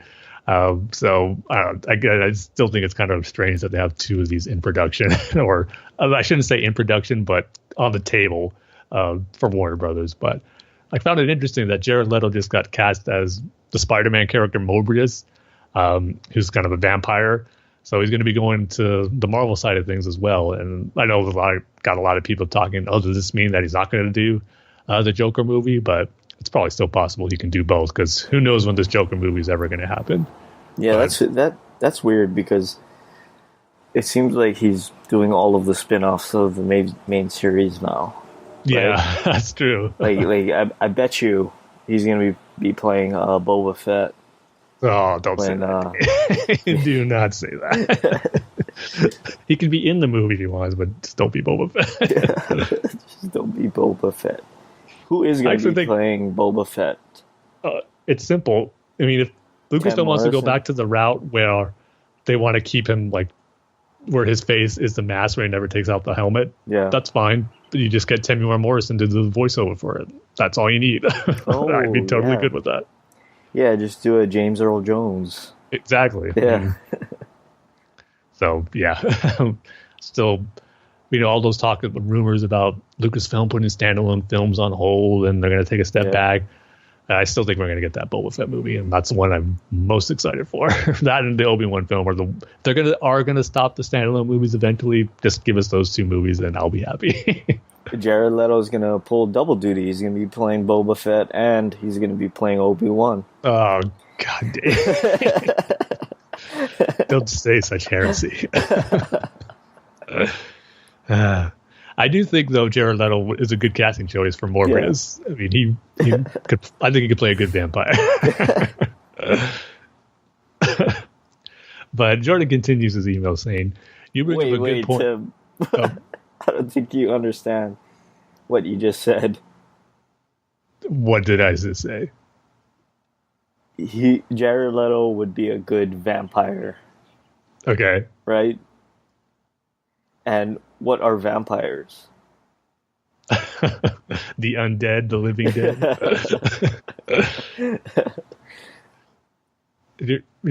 I assume you're trying to tie this into him playing the Boba Fett Obi-Wan connection there. Is that where you're going with it? Exactly, Tim. Because Obi-Wan's dead now, and supposedly Boba Fett's dead because of the Sarlacc pit, which I don't believe he is. But how did he make it out of that? You see, I'm tired of this, Tim. How did he make it out of that? That's why we need the Boba Fett movie, to settle it once and for all. Okay, so somehow he climbed up the throat of the Sarlacc. Mm-hmm. Wait, we know how good those Mandalorian armors are, and who knows what tech and stuff he has in that suit, maybe that he modified for him to get out of there. And he still had this jetpack, Han Solo kind of messed it up. But I mean, here's the thing. He didn't... How do I say this, Tim? He didn't make his armor expecting to meet a Sarlacc one time. Mm-hmm. But maybe he made his armor preparing it for situations like that, though. You never know. Yeah, but what situation would you find yourself in? He could be aware of Sarlaccs and, creatures like them where you might need protection in case he happens to fall into one. I don't know. It's a big galaxy out there. Yeah, but Tatooine is a outer rim planet, right? He's been there before, though.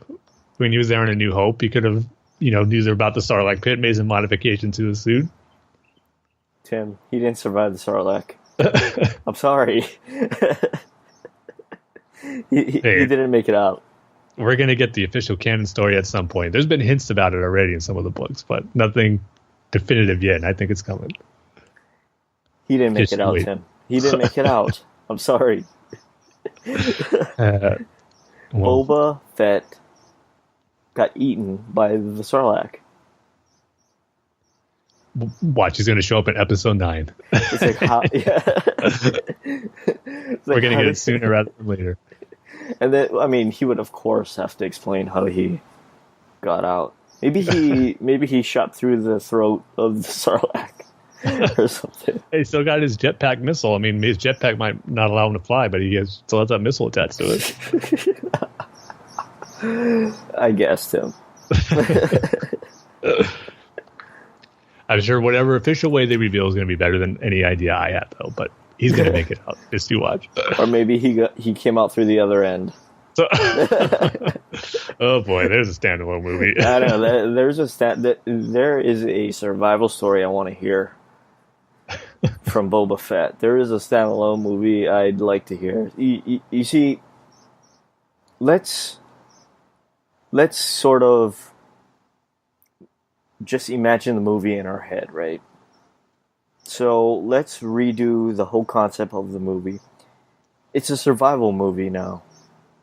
It's pretty much a survival movie now. He comes out the other end gets pooped out of the Sarlacc. But the journey to how he gets there, that's where the movie's going to take place. And then he's in the pit, right? And he has to fight his way out. He has to fight a Sarlacc. And the other people that the Sarlacc has eaten before him in the sail barge battle. Oh man, I can't wait for this Boba Fett movie now.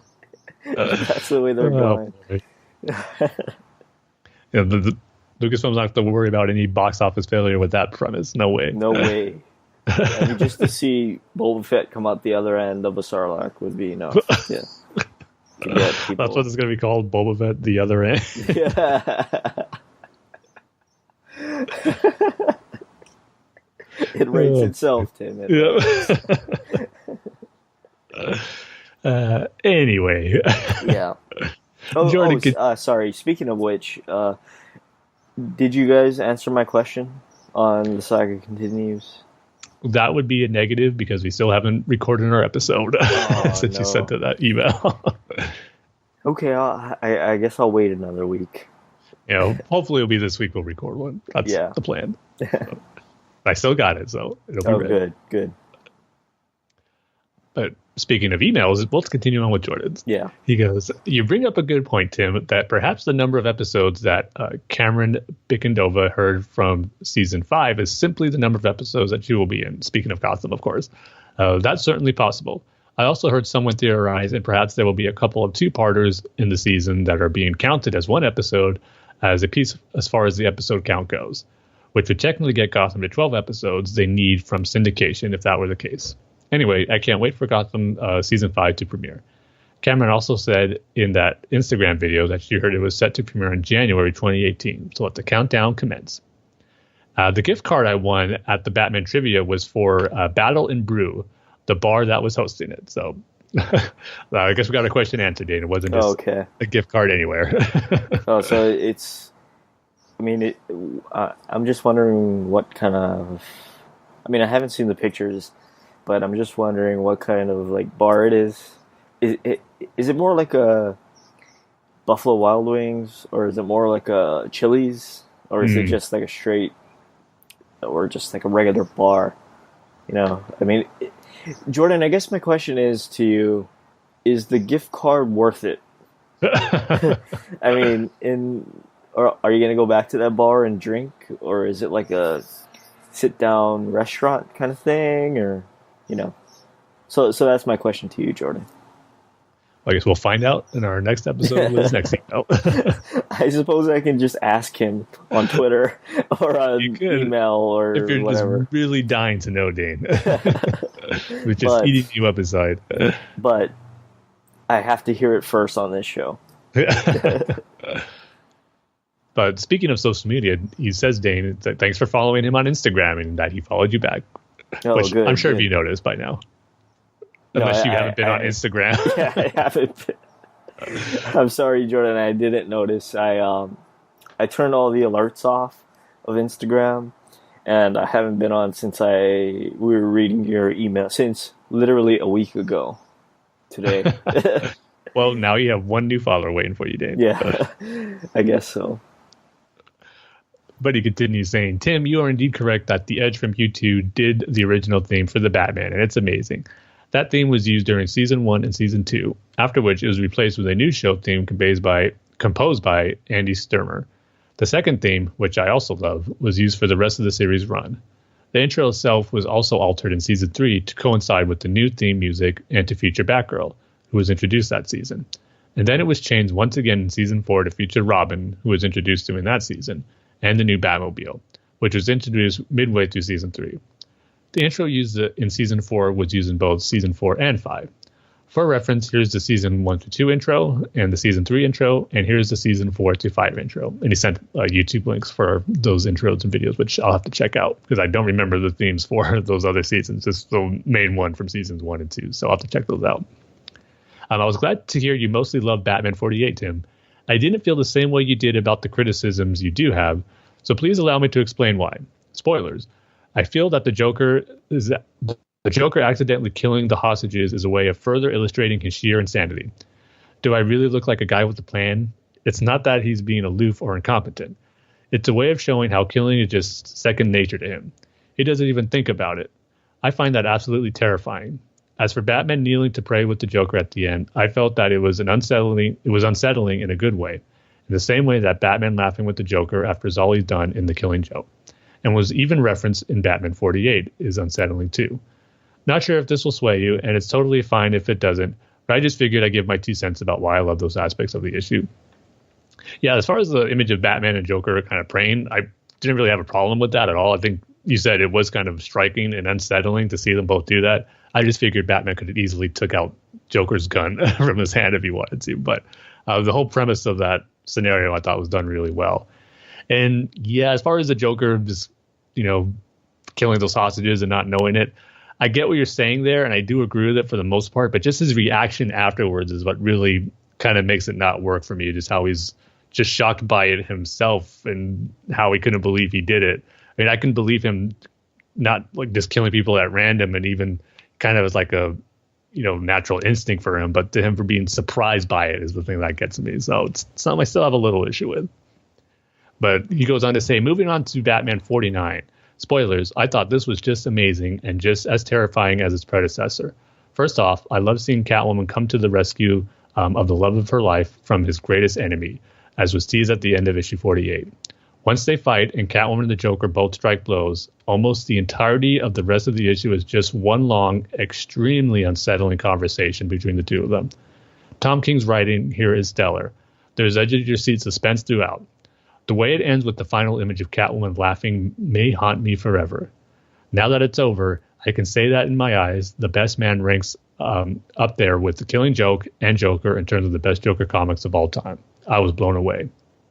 After waiting so long, I can't believe we finally can say that the very next issue of Batman is The Wedding. My excitement level is absolutely through the roof. I just went shopping for some more wedding attire at my local comic shop last night and bought a new Batcat t-shirt featuring the image of them from Jim Lee's cover of the 15th anniversary deluxe edition of Hush.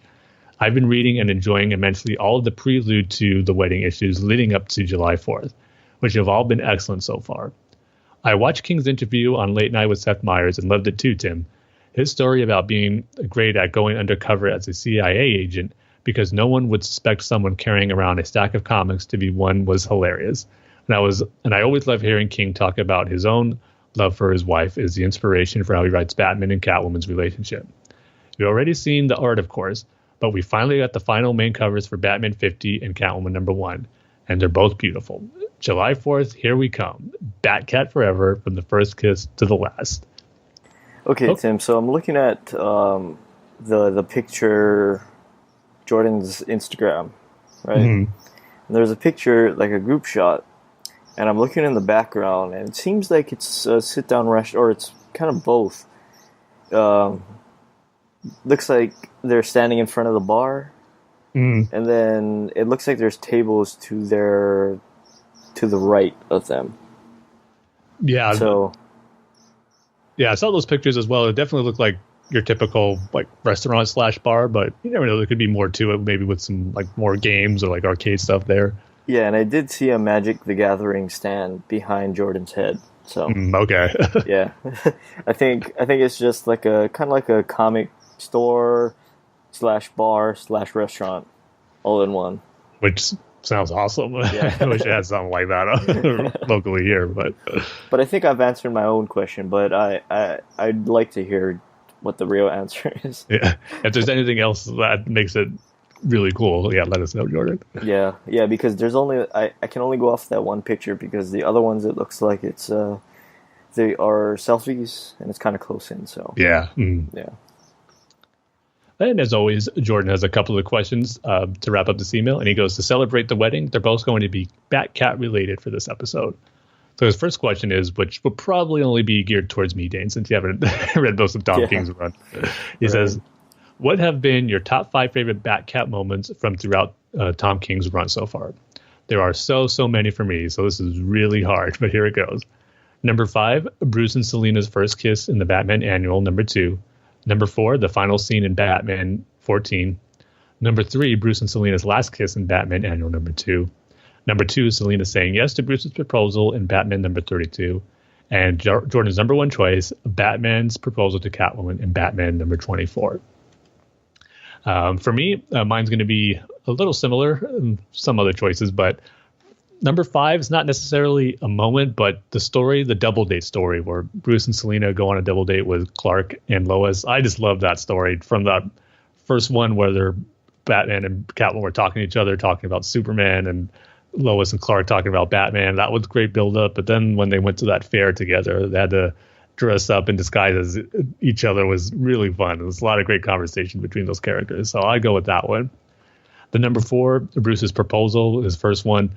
I just like how that came right after the Button story arc where Thomas Wayne was telling Bruce to live his life, not as Batman, but to be happy. And that kind of what prompted him to propose to Selina. So I like how that came off the heels of the Button, which I just love. Then number 3 would be the end of the War of Jokes and Riddles for 2 reasons. Like you mentioned, Jordan, one of them being Selina saying yes, but also coming off of the moment of Batman feeling guilty for what he did during that story arc, but how Catwoman or Selina was there for her support to give to him, and then just, saying it didn't matter for wanting to kill the Riddler, but the Joker stopped him, and that it doesn't matter, so that's not who he is. So this is a great way to have her say yes to the proposal. And then number 2, I'm going to go with the end of the Batman Annual number 2. Great story, like you always referred to, Jordan. I mean, it's just a great kind of end cap of this is where their relationship was to go, and just I liked how Bruce, even though he was gone, left that cat in the Batmobile for Selina saying he loved her too. Just a great way to kind of end their relationship if that was the way it was going to go. If the events lead to that with Bruce and Selina living to old age together. And then number 1, it's kind of something that's been happening throughout Tom King's run, but it's something I always love. It's with Batman and Catwoman arguing on how they first met and going back and forth about Batman saying they met on the boat, which was Catwoman's first appearance in Batman number 1. And Selina saying, no, it was happened when we met on the street, which took place in the Batman Year 1 story. So I like how Tom King incorporates both of those first meetings between the two characters, and they can't come to an agreement as far as when they met. So I just love that thread that's been playing on since pretty much the beginning of the run. So that's been great.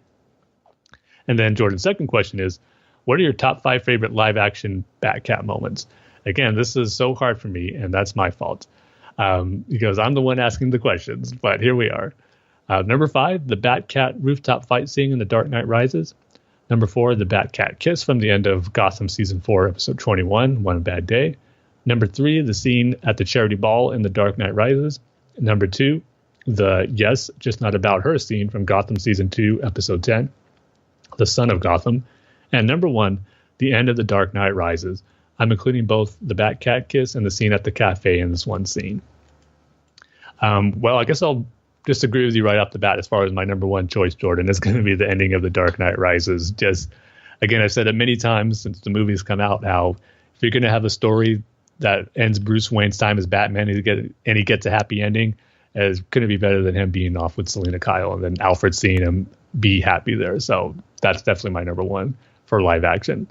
The number 2 is going to be that rooftop fight scene in The Dark Knight Rises. It was great to have a sequence where Batman and Catwoman do fight together, because that's always something they do, even though they come to blows with each other, but they plenty of times, more often than not, fight with each other as well. And it was great to see that in live action.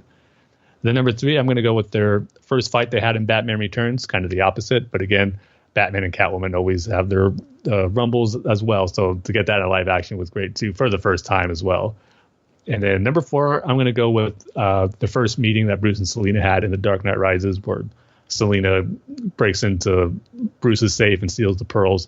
I kind of like how they both one up each other as far as outsmarting one another. Bruce telling that he knows she stole the pearls, and then she's able to get away from him. So this is a great first interaction between the both of them, and how Bruce kind of becomes infatuated with her, and then what leads to the end of the movie. So just a great first introduction.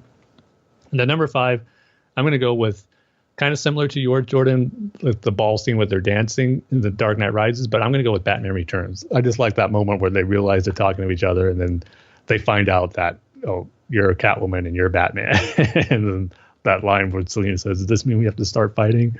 So I just like that whole moment, how they realize who they are in regards to Batman and Catwoman. So those would be my 5 choices. But how about you, Dane? What are some of your favorite Batman Catwoman moments in live action? I'm going to have to break your rule, Jordan. I'm going to say Batman and Catwoman in Gotham by Gaslight. I just really like their dynamic. Yeah, I guess Dark Knight Rises, and then Batman Returns. I don't know. I didn't get the vibe like I did with Dark Knight Rises that I did with Batman Begins when it comes to Batman and Catwoman. I don't know if it's just a nostalgia thing, but I don't know. I just like the relationship better in Batman Returns. So yeah. Well, that's it. Fair, but interesting, because that could be a whole other topic if we wanted. The differences between the relationship between the both movies and how different they are, but yet they still both work for the most part. Yeah. All right, that's it. Jordan concludes his email saying, "This is my last email before Batman and Catwoman finally tie the knot. So see you guys on the other side. Best."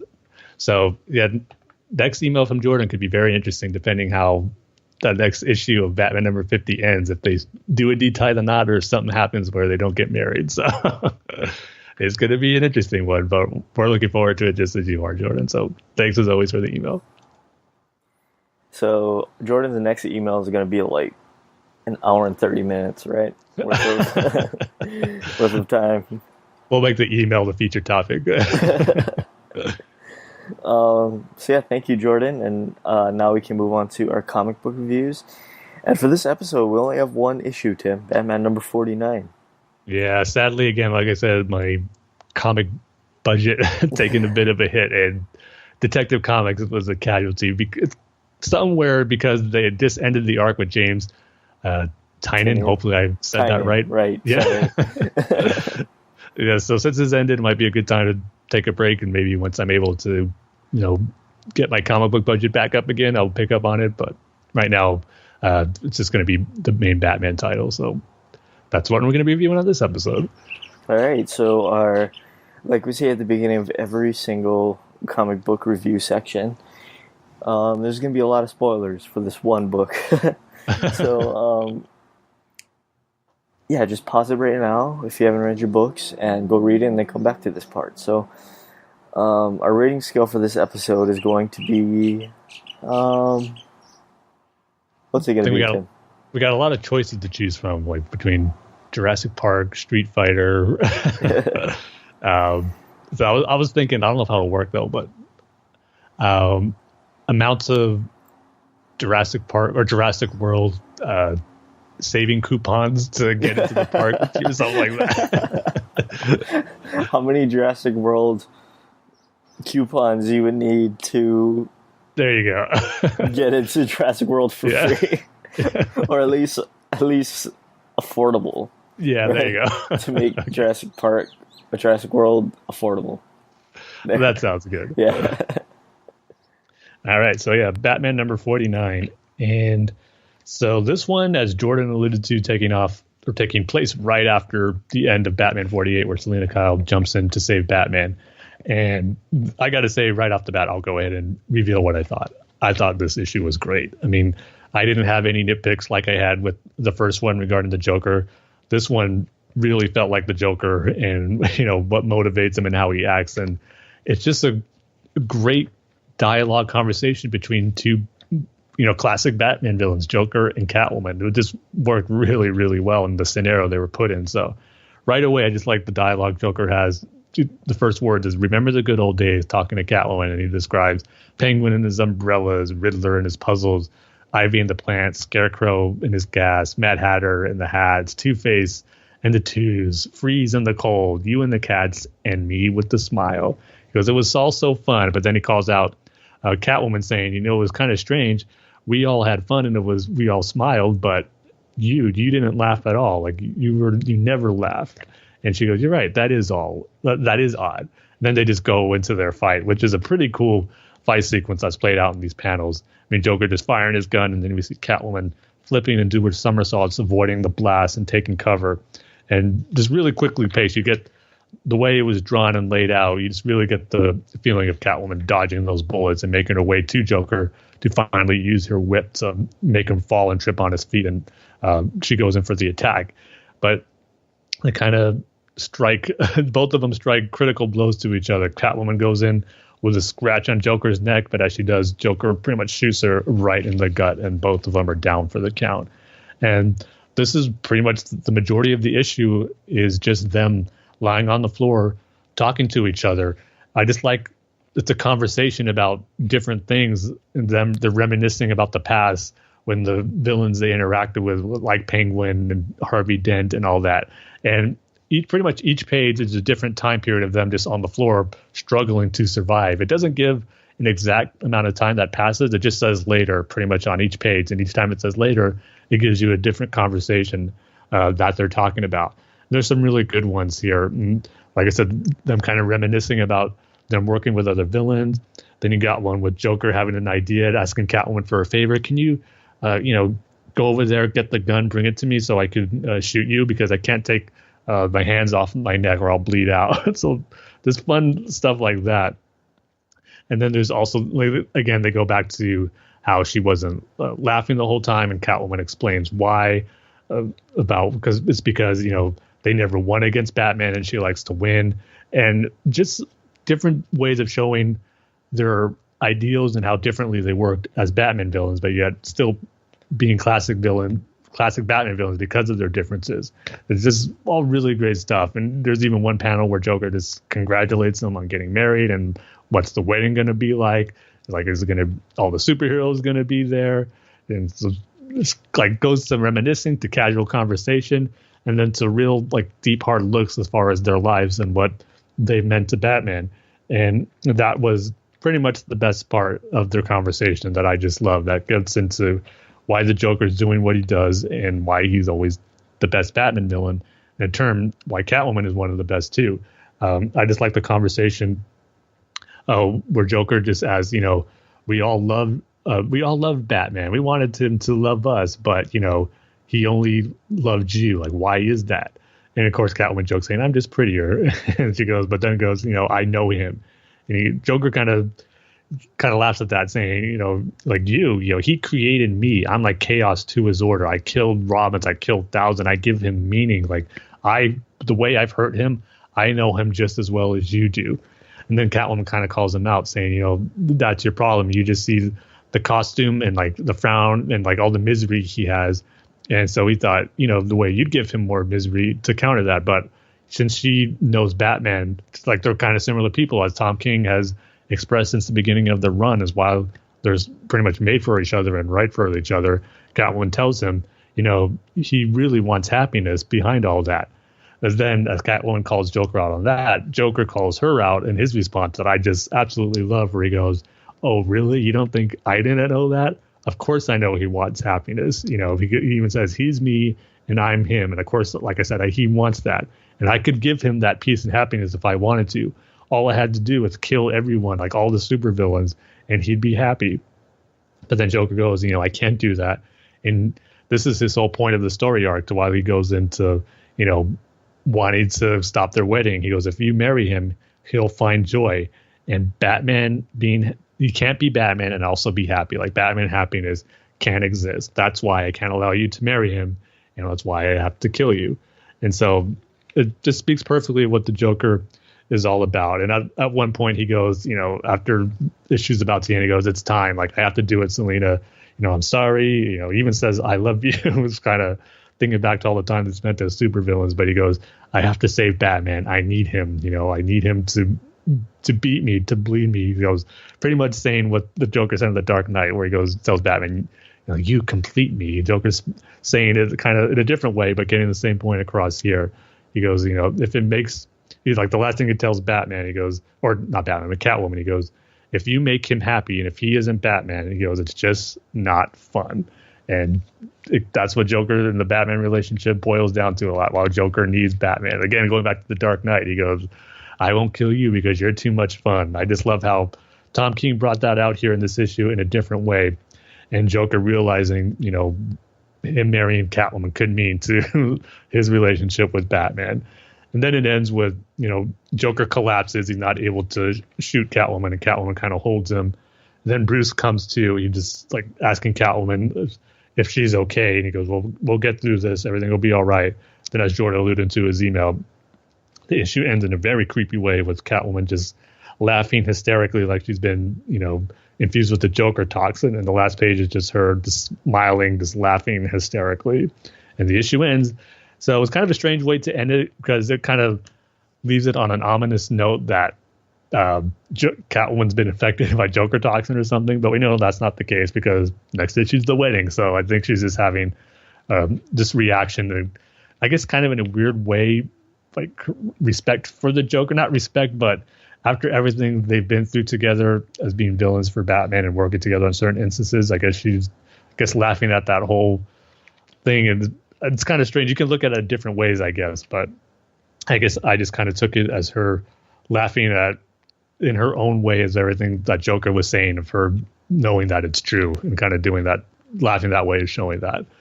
So great issue. There's a lot of great dialogue in here between Joker and Catwoman, and while they are two the best Batman villains ever, and to see them kind of acknowledge that and explore that in different ways in this issue before the big wedding, I thought was a great precursor to that and a great story to have. So it's a short 2-issue story arc, but it is really, really good. I mean, despite my little complaints in the first issue about how Joker acted with killing those hostages, kind of without realizing it, all that aside, it was a very, very solid story. And this issue in particular was the highlight. So I'm going to go ahead and I really don't have anything to complain about in this one. So I'm going to go ahead and give it 5 out of 5 Jurassic World coupons that you would need to hopefully make the trip affordable. So hopefully 5 coupons are enough to get yourself to Costa Rica. I don't think it'll be 5, Tim. I think I know. We need to have 1,000 rating scale, something like that. So that's it for our show. Just go to the BatmanUniverse.net, Facebook.com/BatmanUniverse, Twitter handle's @BatmanUniverse. The show's Twitter handle is @BatFansPodcast. Tim's Twitter handle is @TimG31. You know what? @TimG311.